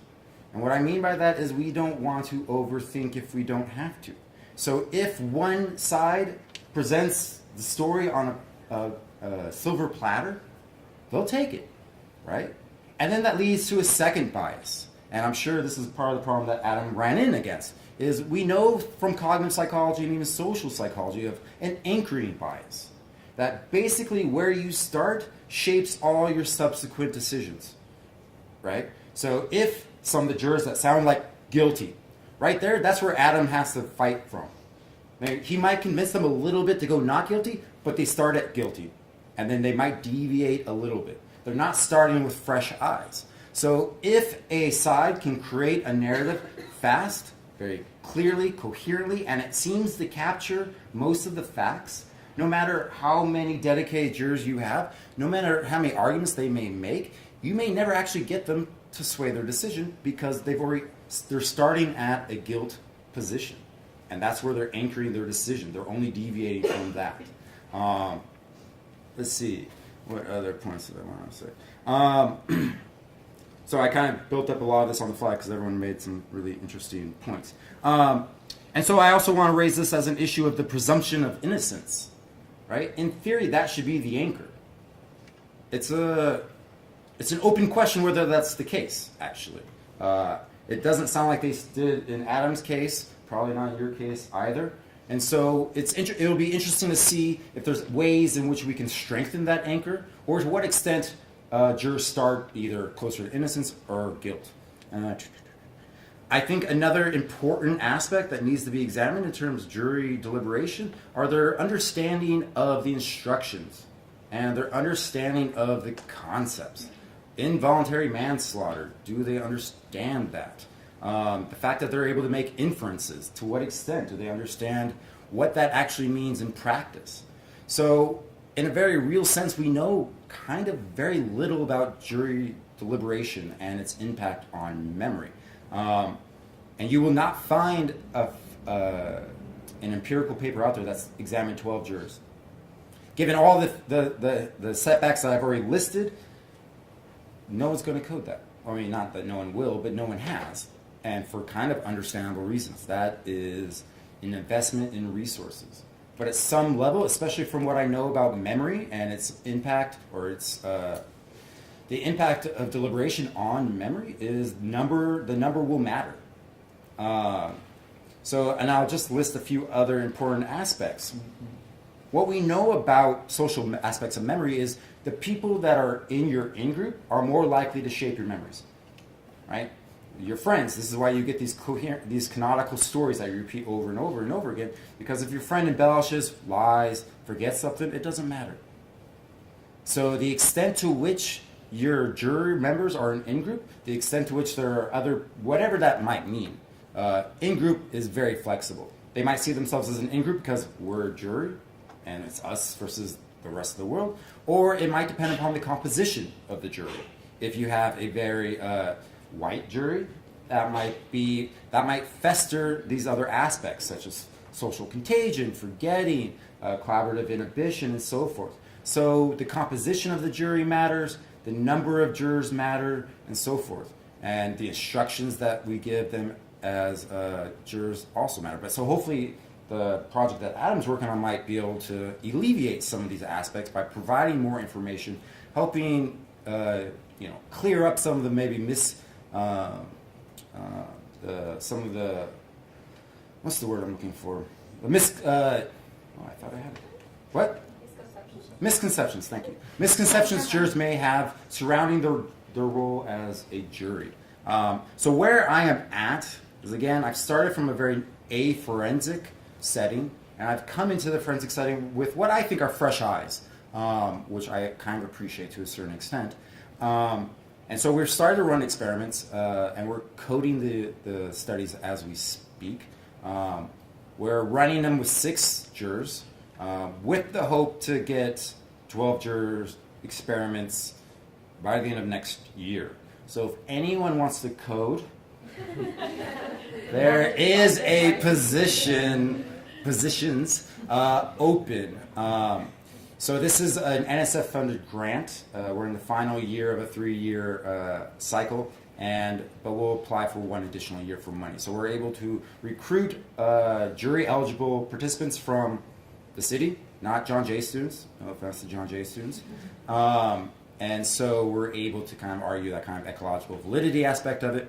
And so hopefully, again, as I've kind of made clear, it's messy. It's going to take some time to kind of sort through to try to examine what's going on in here.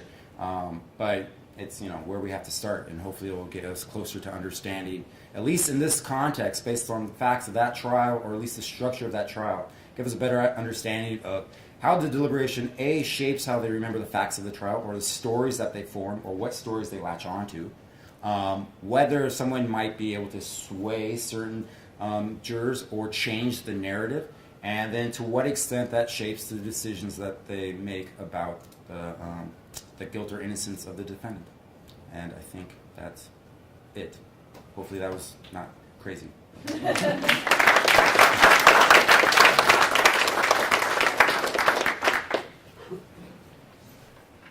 Thank you very much, Charlie. So our special guest today is Jeffrey Deskovic, who is the director of the Jeffrey Deskovic Foundation for Justice. Some of you, if you've been to our discussion panel on false confessions last year, you've heard him speak. He was exonerated of a false conviction for which he spent 16 years in prison, and he's now a fierce advocate for helping people who got into similar situations. He is also our John Jay alumni, so thank you for being here.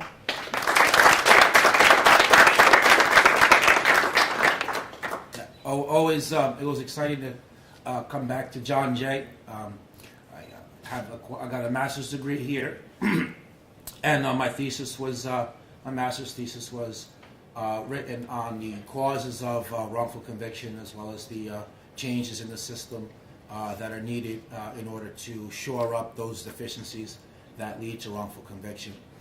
So what I'm going to add here tonight is perspective of an advocate. It's kind of like an applied science, so I want to differ a little bit and offer something additional that wasn't mentioned by the prior panelists, although there may be a little bit of overlap of material. So I think the first thing that's important to ask ourselves is how frequently do wrongful convictions happen? We're here talking about misidentification, the leading cause of wrongful conviction at 75% of the DNA exonerations, as Professor Dicer mentioned. But how often do wrongful convictions happen? Are they indeed something rare? What is the percentage of prisoners nationally who are wrongfully imprisoned? So I wish that wrongful convictions were rare. Unfortunately, they're not. They happen at a much more frequent clip than what most of us in society are aware of. Last year, 149 people were exonerated nationally. The year prior to that, 139 people were exonerated. And then in 2012 and 2013, 91 people were exonerated in each year, respectively. The registry, of course, mentions more than 1,900 exonerations. We had the 347 DNA-proven wrongful convictions. What is the percentage of wrongfully convicted people across the country? Well, obviously, you can only count people who are exonerated. We can't count the wrongfully convicted people that we're not aware of. But what we can do is we can assemble all the data that we know about, and then from there, we make an educated guess. So in addition to those stats that I mentioned, I'm going to share with you some of the factors that I take into consideration, and then I'll share with you what my educated guess is as to the percentage of wrongfully convicted people. There's an Ohio State study which estimates that there are 10,000 new people wrongfully convicted each year. There's news articles you can Google where the article says that between 50,000 to 120,000 people are currently wrongfully imprisoned across the country. Every time there is a rogue detective, many cases can be impacted. For example, in Brooklyn, the disgraced former detective Louis Scarcella, who used the same drug addict as the sole eyewitness in 6 different cases. I guess she had a habit of always being in the right place at the right time if she's to be believed, except that she's not to be believed. Then his confession cases have come under suspicion as well, where seemingly everybody who confesses to him, most of them start out by saying, "Okay, you got me." What are the odds that that phrase is uttered all the time? So depending upon which particular newspaper account you read, there's 40, there's 50, there's 70, there's as many as 100 cases that he worked on spanning his career that are now under review. So that's one rogue law enforcement.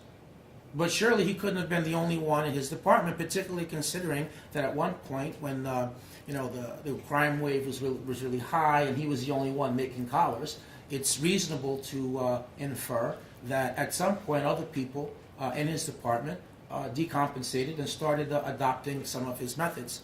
Surely he couldn't have operated in complete isolation unbeknownst to everybody, and he was the only one doing that. But that's just one person, though. There's more rogue law enforcement people than that.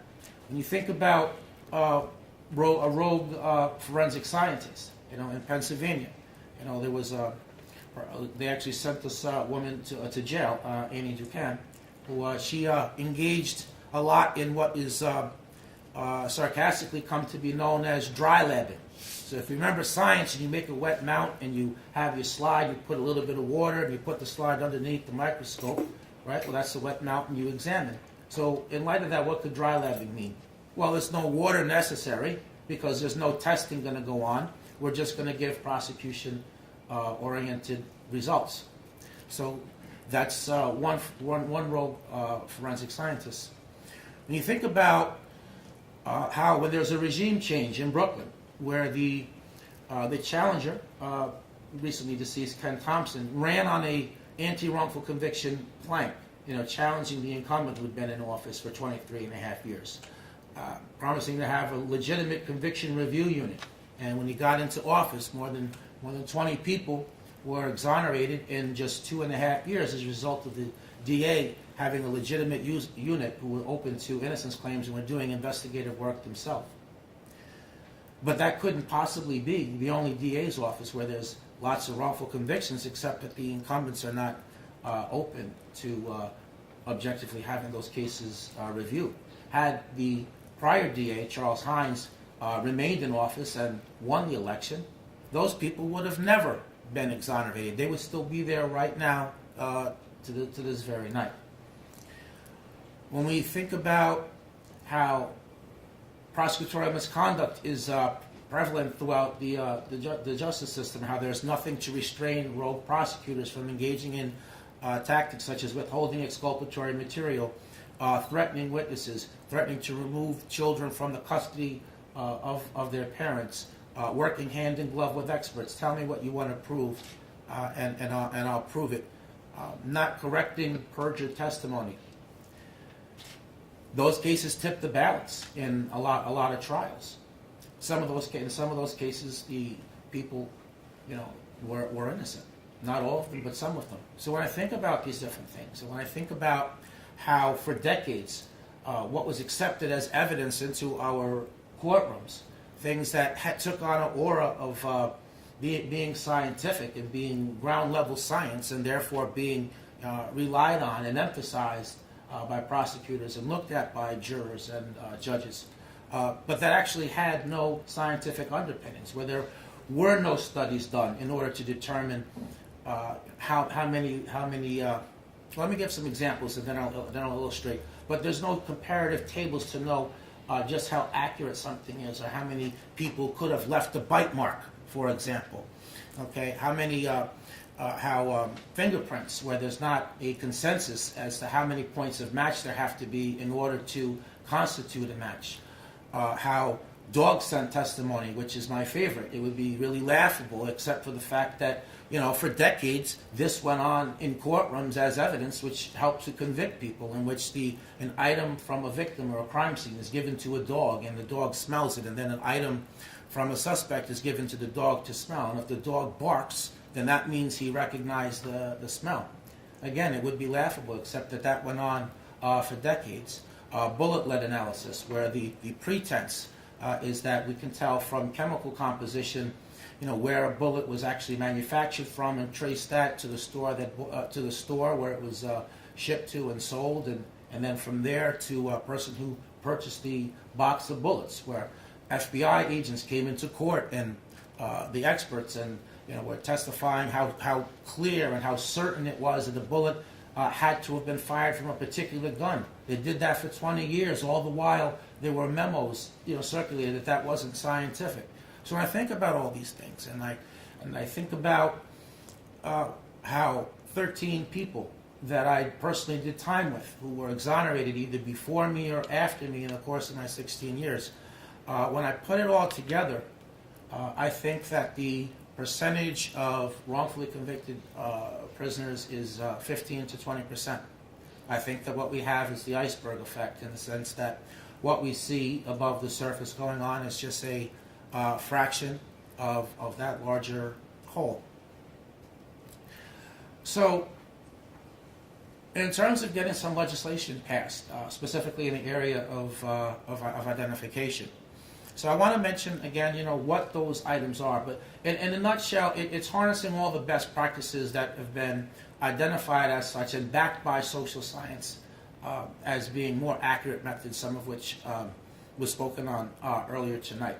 But I want to re-mention them a little bit and just get into like what the rationale or what the philosophy is behind these reforms. Definitely the double-blind method, of course, so that inadvertent or deliberate cues and clues can't be given to witnesses. The taking of a confidence statement, asking, well, on a scale of 1 to 10, how confident are you of your identification? But that's important, that collection of evidence, and that's really what it is. It's a collection of evidence. It's critical that that be obtained as soon as an identification is made, because by the time a trial rolls around, the witnesses would have been prepped several times by the prosecutor. They would have testified at several different junctures. They would have gone to the grand jury. They would have testified at a pre-trial hearing, a Wade hearing, and now they're at trial. They may even have testified at a probable cause hearing. So by the time they've done testifying and done being prepped, their confidence level has been artificially bolstered, and so their level of certainty at trial is going to be more than what it was originally. Telling a witness that if they don't make an identification, that the investigation will continue. That's important so that nobody feels pressure to make an identification unless an actual perpetrator escaped. Telling the witness that the actual perpetrator may not necessarily be in that lineup or photo array, so that there's not an undue level of confidence that's given. Videotaping the process. Again, as an additional check on its integrity, so that there can be an objective record, so that we're not relying on the memory of the police officers.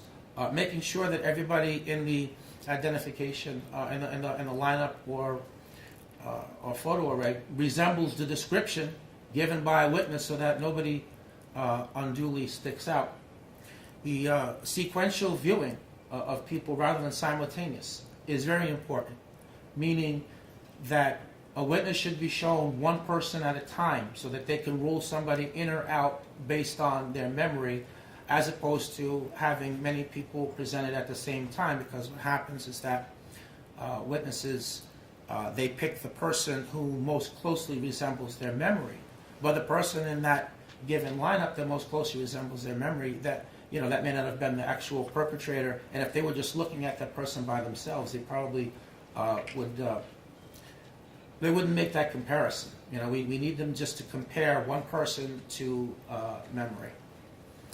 So year after year, at least for the 10 years I've been home and doing this, and many years before that with the advocacy groups and experts and individual advocates, we present, we push for these reforms to be passed, and we present, we heard a little bit tonight about videotaping interrogations, just in the role of confessions can be made, and these are, there's a consensus that these are two of the leading causes of wrongful conviction, and year after year we can never seem to get them passed in the New York State legislature.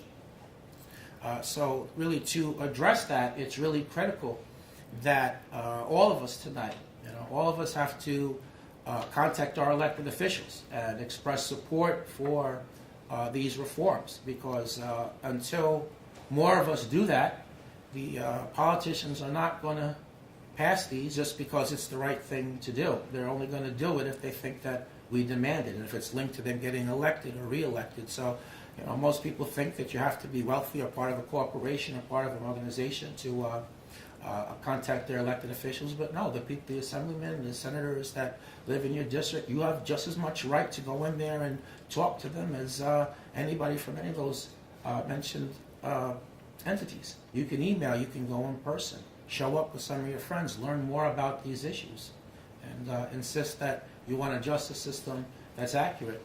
Every time the wrong person is convicted, that means that the actual perpetrator is free to strike again. That happened in my case. The actual perpetrator was left free, and he killed a second victim 3.5 years later, who was a school teacher and mother of two. So if you think about it, really this is a public safety issue. These issues should not be understood to be anti-police. They should instead be understood as trying to arm law enforcement with the most accurate methods and tools that can possibly be utilized. Red flags. What are the red flags that an identification is a misidentification? How would you even determine what the red flags are? Well, in the DNA exonerations, we have a body of data that we can look at. We're sure that the people actually are innocent because they've been exonerated through DNA evidence, whereas in the non-DNA cases, sometimes whether it can be argued, it's kind of subjective sometimes. It's not as scientific, and so somebody who wants this current system to just remain in place could dispute whether or not certain cases actually were innocent cases, and therefore just attack the data that's used. But so this is why we base things on the DNA exonerations, because we can be sure that the people are innocent. There's a saying that it's a rhetorical saying, what's new under the sun? Well, things repeat. History repeats itself. There are patterns to the wrongful conviction cases, and so when we start looking at a lot of the cases in which people were misidentified and ultimately exonerated, we can extrapolate those patterns, and we can be aware of them. And so the red flags I'm going to share with you is research that you can do on your own. You can look at the database on the Innocence Project website. Just run the filters on the cause of wrongful conviction being misidentification. But I'm going to share with you now, what I found through studying. So in terms of red flags, I want to bring up and illustrate. I'm going to bring up one of the exonerees that my foundation exonerated. That was William Lopez. He was our first exoneration. He was in for 23 and a half years. He passed away after a year and a half. So I'm gonna bring his memory back. I'm sure he'd be happy. He used to advocate all the time with me. So I'm gonna utilize his case for a second in referencing a few of the red flags. So if there's a discrepancy in terms of if there's a significant discrepancy in terms of height, so the witnesses reported that the actual perpetrator was 6'2", 6'3", except that Bill was 5'7". They estimated that witnesses estimated that the actual perpetrator was 100 pounds more than what Bill was. Witnesses said that the crime was committed by dark-skinned Panamanians.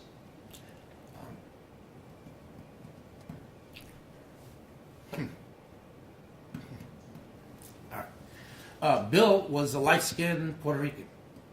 There's wrongful conviction cases caused by misidentification where 911 callers identified a perpetrator as black, except that the defendant, the person who the cops arrested, was Spanish. There's cases where it's the other way around, where initial reports that somebody is Spanish, but the person who the police have arrested is black. Those are obvious red flags.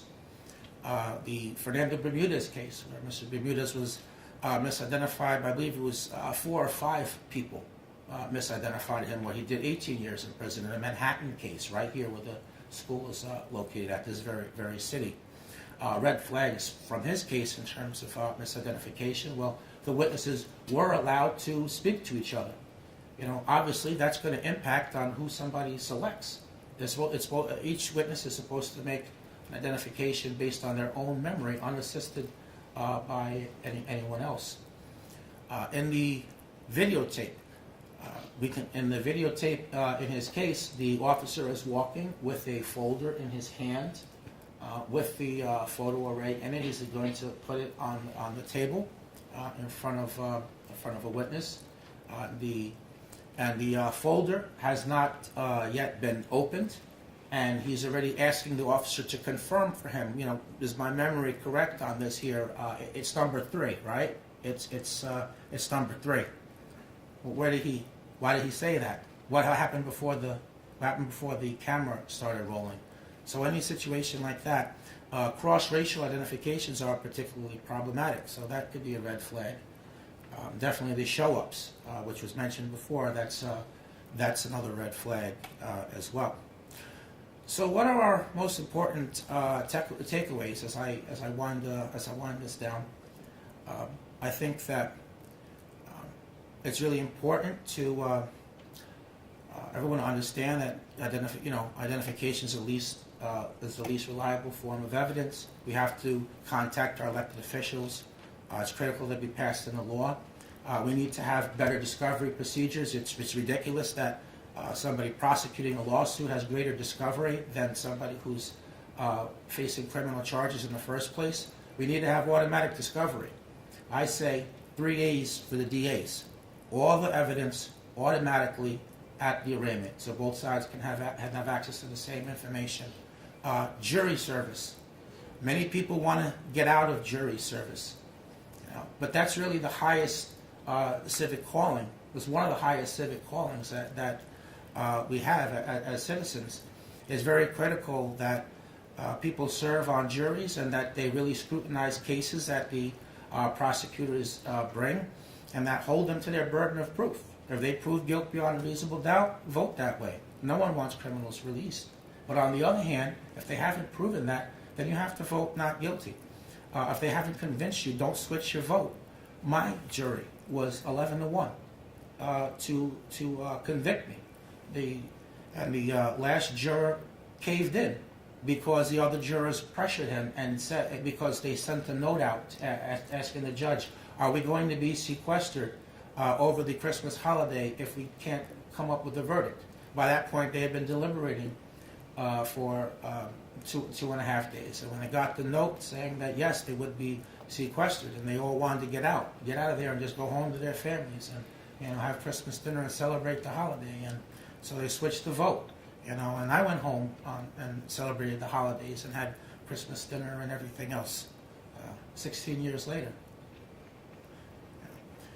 So with that, let me just acknowledge super quickly a couple of special people in the room.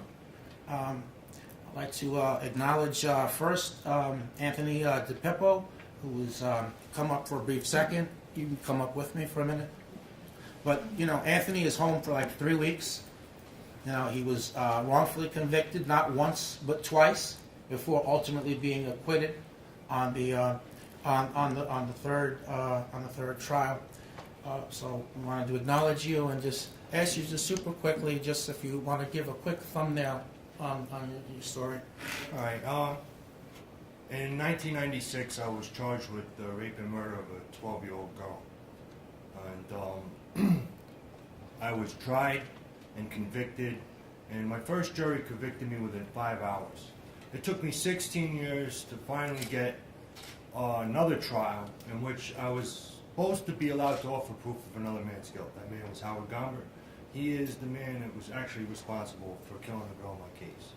He has a criminal history of what they call tying up bondage. He was using these restraints, which was found attached to the girl in a wooded area. Most of the people against me have recanted. 3 of the 4 people in the informant that falsely accused me.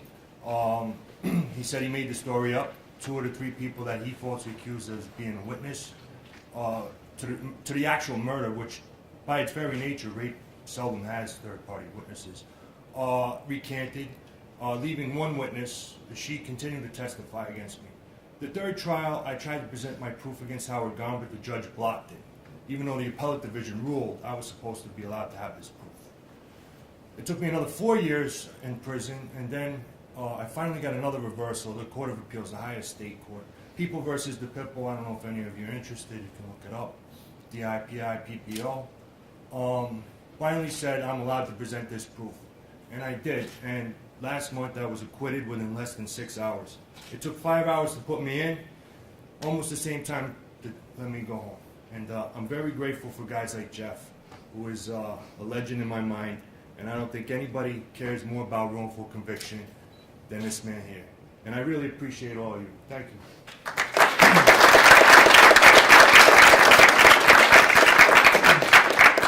I want to add, that Anthony's co-defendant, Andrew Krivak, is a client of the foundation. We're working on trying to exonerate him, but it's alleged that Anthony and Andy committed the crime together.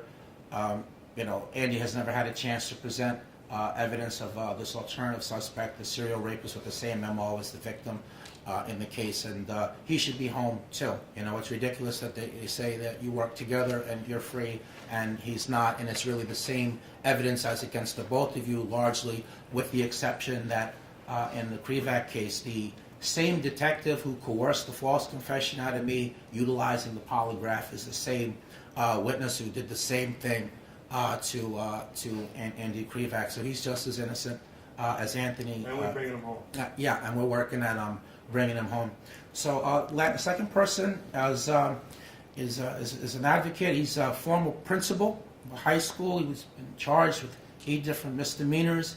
He's still fighting his case 10 years later. It's not resolved.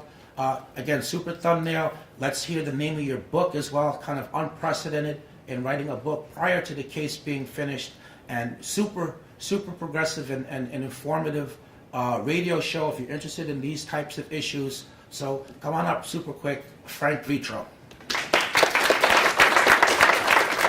Thank you, Jeff. Frank Vetro. So yeah, I was a high school principal in the Hamptons area. About 10 years ago, I was arrested, and it's almost embarrassing. Not embarrassing, but misdemeanors. 8 misdemeanors. Lost everything, living in my car. I wound up having to be my own attorney. The presumption of innocence until proven guilty in today's society has been overshadowed by the presumption of guilty until proven wealthy. Had to fight for my life. Here I am 10 years later still doing it. Wrote a book about it. Tried hard not to write the book. Spoke to everybody involved saying, listen, of all the things like going false confessions, a lot of talk today with the panel about identification procedures. It was admitted there were no identification procedures. Nobody identified me. Okay, and these are people that knew me. 7 people came out against me. Not one person identified me. Miranda violation. They admitted to destroying evidence. Police officer admitted under oath. Destroyed evidence. He admitted that he didn't verify one thing before he arrested me.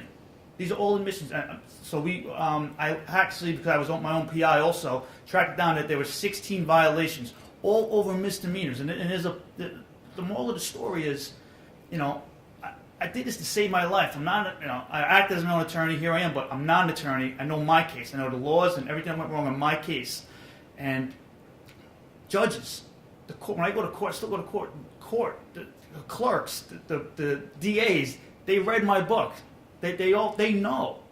They know I'm innocent. Everybody knows I'm innocent. And I asked them before I released the book, let's just settle it. It's a misdemeanor. These are misdemeanors. Living in my car, lost everything over misdemeanors. They still wouldn't do it. Now, if they're willing to do that, this is very real. If they're willing to cover up 10 years, they still won't clear me. They know I didn't do it. They told me this. If they're willing to cover for a misdemeanor for 10 years, what would they do with a rape and murder case if they botched it? It's very real. And I vowed when I was in the back seat of my car, February, cold in New York, that if I would survive it, I would try not to let this happen to other people, be the voice I never had. So I wrote the book, started a radio show, very creative title to the show. It's called The Frank Vetro Show. Montel, I met Jeffrey, bonded instantly. Amazing man with everything he does. So Frank Vetro Show, book is standing on principle. I'm not trying to get you to buy it, but it's very real. It affects everybody, and it could happen to you. It's a misdemeanor. Phone calls. These are sensational crimes. Rape, murder. Who gets, you could easily sit there and just say, oh, I would never get arrested for that. How many people have picked up a phone and somebody on the other hand hung up on you? Or nobody's there? That's what I was arrested for. My life was ruined over that. It could happen. It happens. Okay? How can people listen to your show? What station? Oh, well, it's terrestrial radio, but I would highly recommend, I'm not even going to advocate for the terrestrial radio. If you go to WLINY.com, the internet, this week, if you'd like, you could watch and listen, and it's much more dedicated to this type of activity. I bring people on, and we advocate for the prosecutorial misconduct, police misconduct, things like that. So if you go to WLINY.com, it tells you everything about me, my shows, and I like to give people advice, and I say this all the time. All the stuff that's going on wrong, a lot of wrongful convictions happen because, like me, people trust in the good of the police. And of course, I don't want to use a broad brush here. Most are good, okay? Let's just get that out of the way. I get it. Is it worth it, though? If it's 3%, 5%, is, 20 to 1 odds, is that worth 17 years in prison? What if you're in front of the person that's looking to do the wrong thing? I say, please, don't talk to the police. Don't do it. The people who are experts at getting people to talk tell their kids, don't talk to the police. Police tell their kids that. Don't do it. Nothing good will ever come of it. Present tense. They ask you your name, give them your name. Nice weather out. They asked you about a half hour ago, stop it. Believe me, don't do it. Thank you, I appreciate it.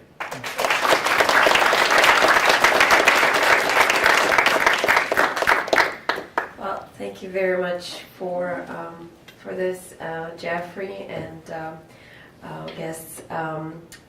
We're a little bit over time, but I do want to give a few minutes to the audience to ask questions of the panelists. So if anybody has any questions, anything you want to say? Yes.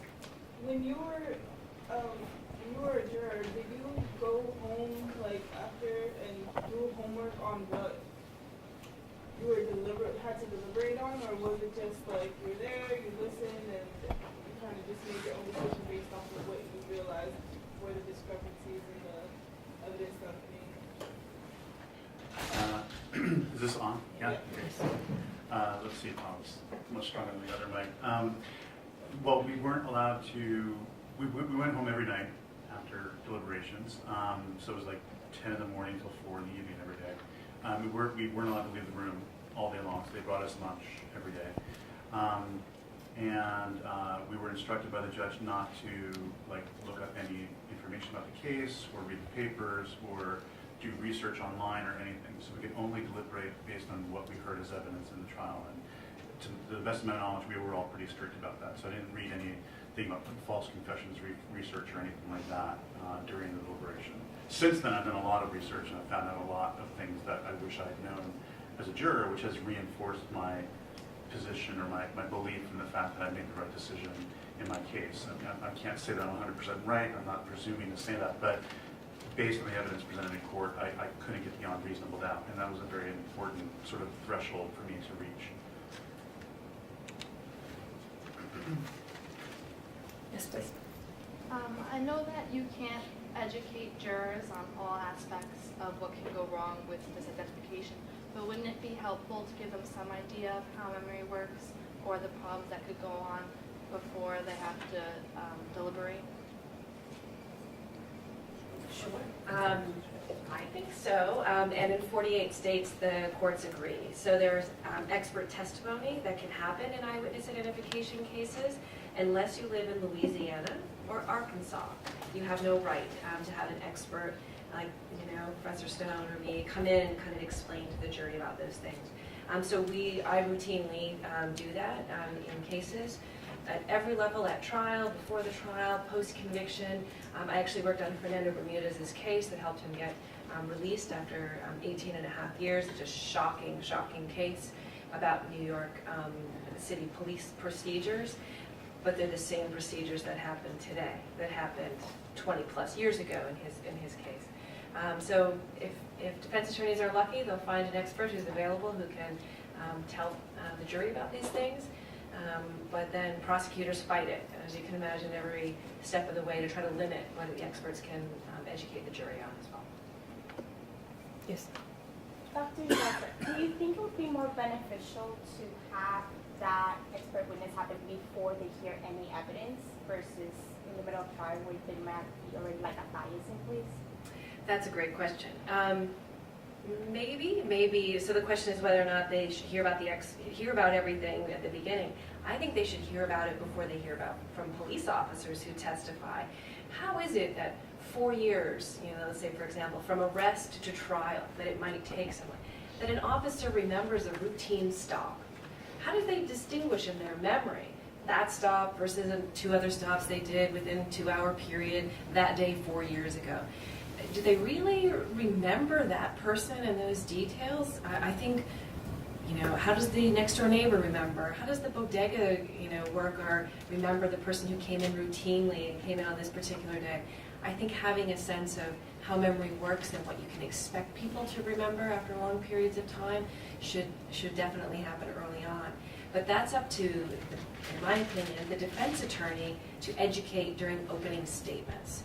Right? So there are lots of ways in which defense attorneys can get a lot of this information in front of the jury. For example, they can say, you're going to hear from an expert who's going to tell you that, and then basically give a lot of the evidence that they know the expert witness. And so keep that in mind when you're hearing from all of the witnesses that you're going to hear these things. So a little primer and cognitive psych, which everybody loves.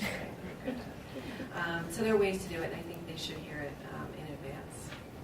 If I just add something to that conversation from my personal experience and those I've seen. So, most criminal defendants, they're indigent, right?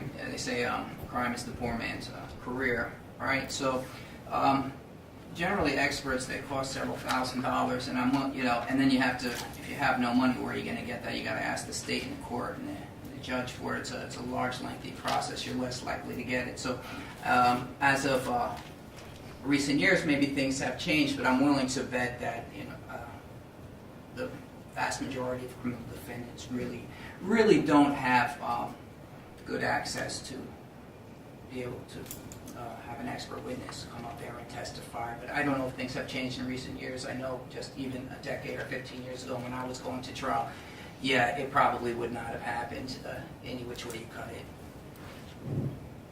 Can I answer? I don't know. You feel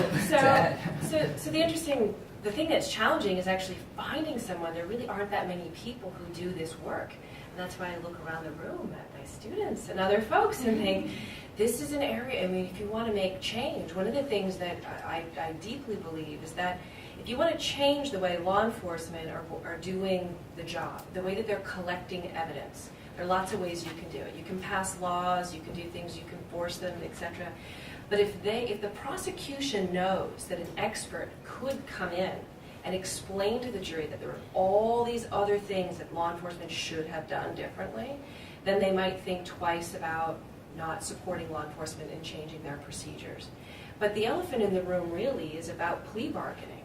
So I think there's probably a huge percentage of innocent people who ultimately take a plea bargain. 97% of people who are charged with crimes take a plea because they're basically threatened with this enormous 30-year sentence, or we'll give you a time served. You'd be a fool not to take the time served, right? That's what most people would think. And so yes, you'll plead guilty even though that you're completely innocent. For those of you who haven't watched the documentary 13th on Netflix, something to look at, a case right here in New York City where a young man was charged with a crime, a kind of minor crime. He said, no, I'm absolutely innocent. They were going to send him home, but all he had to do was say that he was guilty, and he refused. He spent 3 years in Rikers, 3 years. And not to spoil anything for any of you who haven't seen the film, which really is a review of the criminal justice system, he committed suicide a couple of years after he got home. He was 22 years old. He was beaten at Rikers. It's all on video. You have to take my word for it. And he did it on principle. He stayed in Rikers for principle, to say that he's, who am I if I say that I'm guilty of this crime? I'm just labeled another thug in the neighborhood. And so that's, I think, where there's kind of a scathing discussion to have about criminal justice, and that's in plea bargaining. Jeffrey? Yeah, just to give an answer to a rhetorical question just raised. There was an article by Judge Ratcliffe in the last couple of years in which he estimated, he wrote a paper just really critiquing the whole plea bargain process, and then in his paper he said that he thought that 10% of the people that were pleading guilty were innocent. Yes. Just to talk about the 13th, it's going to be played on the 10th, so Thursday, I think that is, in the Gerald W. Lynch Theater from 5 to 8 if you don't have, or 6 to 8 if you don't have Netflix. So you can go there for free to watch it. Excellent. And I'm going to have a a bonus, extra credit thing for my class if you're in my class. It's coming. Insider information. That's right.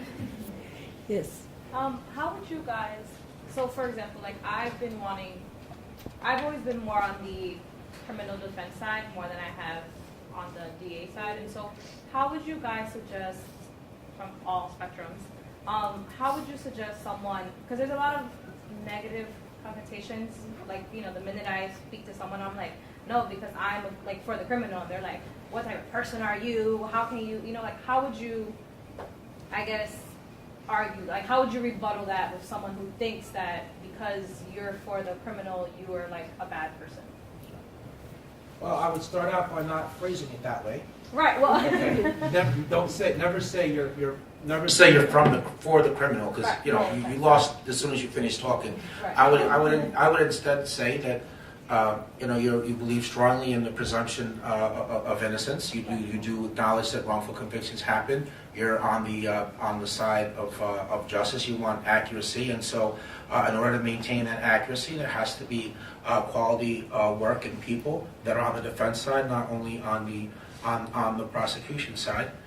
So that's how I would answer that. And if you don't hold them for their burden of proof, then you know innocent people are going to be wrongfully convicted. Fran, you want to add something? Yeah, well, would you have to tell who asked that question? You defend a process. There's something called the Constitution. Right. It's the United States of America. So you could like the person that you defend, you could not like the person. It's irrelevant. There's a process, and there's due process rights, and that's what you defend. And guilt or innocence, when it's done right, hopefully plays out. You just ensure that the process is happening, because so many times it doesn't happen. Thank you. Other questions? Yes. I was just wondering, Charlie, how many people who go on a jury automatically assume that the person must be guilty because they are in trial? Like they have a prejudice for that beforehand? Right, and we know a little bit about that, and it goes hand in hand kind of with the prior question is people associated with the criminal, you know, use the term, you're defending the criminal, which they're not a criminal yet, so that's the wrong term. But there is an assumption, I mean, it goes back to this, do we actually believe that innocent until proven guilty? Or there are crimes, and we see it all the time, and just simply being arrested is a crime. Well, why would you be arrested if you didn't do anything wrong? You must have done something wrong, right? Which clearly isn't always the case. So I think that does act as a crime that helps kind of lead to this assumption. That's where they anchor, is, well, they did something. Let's see if the prosecution can lead me home, so to speak. So, yeah, I think that's very true. I think that kind of like in the same spirit as that, just different branch in the same tree, is you know the common misconception in the public, which you know jurors are made up of the public, that you know if a defendant doesn't testify, then that means that they're hiding something, you know, and actually you know you have a right to testify or not testify. And frequently defense attorneys counsel their clients not to testify. And so like in my case and in some other cases, you don't have a record, have never been arrested before. This is all a foreign process, so you rely on the expert who's supposed to be your advocate, which is i.e. your lawyer. They're telling you not to testify, and that's the real reason why many people don't testify. But no question about it, from the fact of being arrested or not testifying, you don't start off in an even playing field. I believe you start behind. As a defendant, you're definitely the underdog, not just from those things, but also the financial aspect of it. I mean, the resources that public defender office, like legal aid societies, are given versus the budget and manpower that the prosecutor's office has. There's a big disparity, and again, that's another one of those concepts. You know, well, why won't the legislature? You know, why don't we want to increase more money for public defenders? Why can't it be an even playing field monetarily? But again, that concept. Well, why do we want to pay for the defense of criminals? That's the thinking that goes on. But when that's allowed to rule the day, what happens is that, sometimes justice goes awry and innocent people are wrongfully convicted. So in my case, the case that I served on, sorry to say that. Don't join us in being an exoneree. I don't want you to be an exoneree at all. Thank you. Yeah, so in the case that I served on, it was a very public case. It was a case that's been in the news for decades, really. And I think a lot of the jurors came in motivated to find justice for the Pates family and closure for the city of New York. And I admire that. I wanted to do the same, but again, it depends on proof. So I think there is that desire of a lot of jurors to do the right thing, and they to use a term, sort of a technical term, top cognizant dissonance. I think they convince themselves of something that's not actually what it is, and they mold the story that they receive from the police, and they fit all the evidence into that story. So I think that does happen with people entering, sort of wanting to believe the police story. But that same type of tunnel vision that you described in the jury is also present on the level of the police. The tendency just to form a conclusion and then to work for evidence to support that, ignore whatever doesn't fit with that theory, ignore it or explain it away in a fashion that's contrary to common sense. And that happens also on even the level of the defense attorney. The same thing is true just throughout the appellate process. Where judges, in a lot of cases, whether or not somebody can obtain relief, it really has to do with, are the judges going to objectively consider the arguments, the facts, and the law, or are they instead just interested in protecting the public by affirming convictions however they can? And if that rubber stamp process goes on, it's common that when people, by the time people are exonerated, their appeals have frequently been exhausted. The average length of wrongful incarceration is 14 years. And unfortunate people like myself, when you are exonerated by DNA or even through some other means, and we look back on the case to see what's gone wrong, there are usually so many red flags that either an ID is mistaken, a confession is false, that an informant is lying. And those had to have been clear to judges who have legal training and have the law degree and the experience. But again, they're not objective sometimes, or they have that tunnel vision themselves and just they're reluctant as well to, they become kind of invested. Well, so much time and resources have been spent on and put into a case on a lower level. If we reverse this, that's going to have to all be redone again. And so all these considerations that are so far removed from what's supposed to be the bedrock principle of our system, which is guilt to innocence, that at the end of the day, we become about proceduralism rather than substantive justice. I absolutely am, and since I've been home the last 10 years, I haven't missed a vote. I will not be missing the vote. I think that it's really important to vote, whatever candidate you choose to pull the lever for. I think that that's a really high civic calling. I think that when things go wrong politically in this country, if you haven't voted, then you know what? Your ability to speak on it, your moral right. I mean, you have freedom of speech, but you contributed. You didn't pull the lever for whoever you thought was going to do, the best job. So I want to encourage everybody, building off of your point, vote every time you can. There's people that have died in order to establish that right. That's how important those people who made those sacrifices regarded it.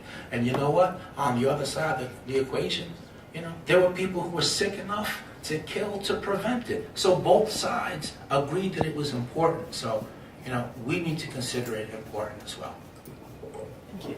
Charlie, you want to last comment? Maybe it's not that important, but I just want to say, though, there is a lot of research also on pretrial publicity and how it shapes kind of what Adam was just talking about. But on top of that, especially if you have a lot of crimes which don't have any publicity, I think it's important to remember that the jurors don't go in as a blank slate, right? They don't go in and be like, okay, bring it.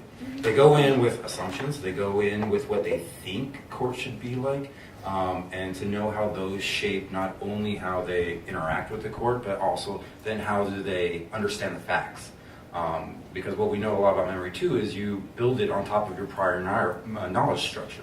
So the extent to which you have a preconceived notion of what being arrested is, or what the court should be like, or why they're there, would definitely shape how you perceive the facts, how you integrate the facts, and how you build this narrative surrounding the facts of the trial as to whether the person's guilty or innocent. So. All right, one last final question. I've spoken about this on my show, so I'm glad I can speak to it at least in the middle. I'm glad all of you there. At what point, I don't even know how to phrase this, I've wondered out loud, I mean, if they turned you, okay, at what point, if it takes so long, is even the fact that they changed your mind, is at what point in and of itself, isn't that reasonable doubt? Like, it took so long. This is like, maybe it's a philosophical thing, like, I always wonder, like, even if they turned you, it took so much to turn you, that's doubt in and of itself, is it not? Well, we deliberated for 18 days, which is like one of the records in New York, apparently, or something like that. But and it's important to point out that it did end up as 11-1, but there were 3 times that we sent our decision to the judge officially. And the first time was 9-3, then 8, then 10-2, then 11-1. And you know, it could have been, it was 8-4, it was 6-6 at one point in the voting. So yeah, I mean, I've been told by some legal experts I've talked to that the fact that you have one person voting not guilty represents reasonable doubt, because reasonable doubt threshold should be in the 90%. You should be pretty much over 90% sure that someone's guilty, and 1 out of 12 is basically 92% or something like that. So we were told by the judge, there's no numerical statistical point at which you establish that you're beyond reasonable doubt. So I don't mean that as a takeaway for anyone here, but yeah, I think it's important to remember that 1 out of 12 is a good representation of reasonable doubt, and it'd be nice if it was higher in my case. I think there was a lot of reasonable doubt that should have been acknowledged, but yeah, I think for all those people that argue that it should be like 7-5 should be enough to convict someone, that would be terrifying to me. The majority rule for that. So and there's much smarter people to argue why and why not about that. But I like our system. I'm glad that it's that someone like me could keep myself or other people out of, or Jeffrey, out of a conviction that he did not deserve. So. Well, maybe at this time, I just want to thank the people behind the scenes. I mean, first of all, in a very public way, Marina, I just want to thank you for putting this event on. This is the second such event that you've spearheaded and recruited help and got clearance and all the hidden work. It's not just a matter of showing up here tonight and this all just happens. There's a lot of work, a lot of logistics, a lot of things, a lot of thought.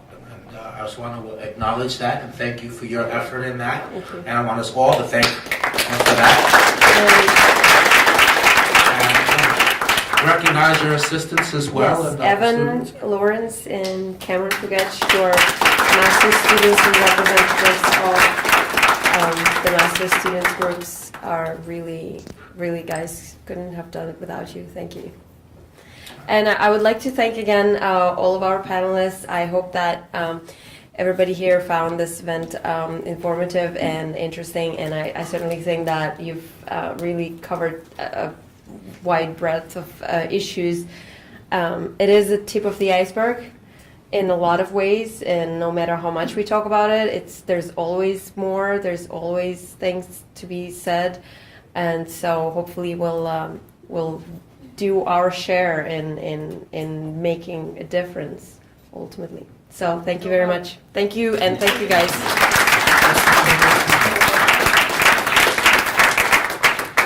And there's still some food left, so please help yourselves.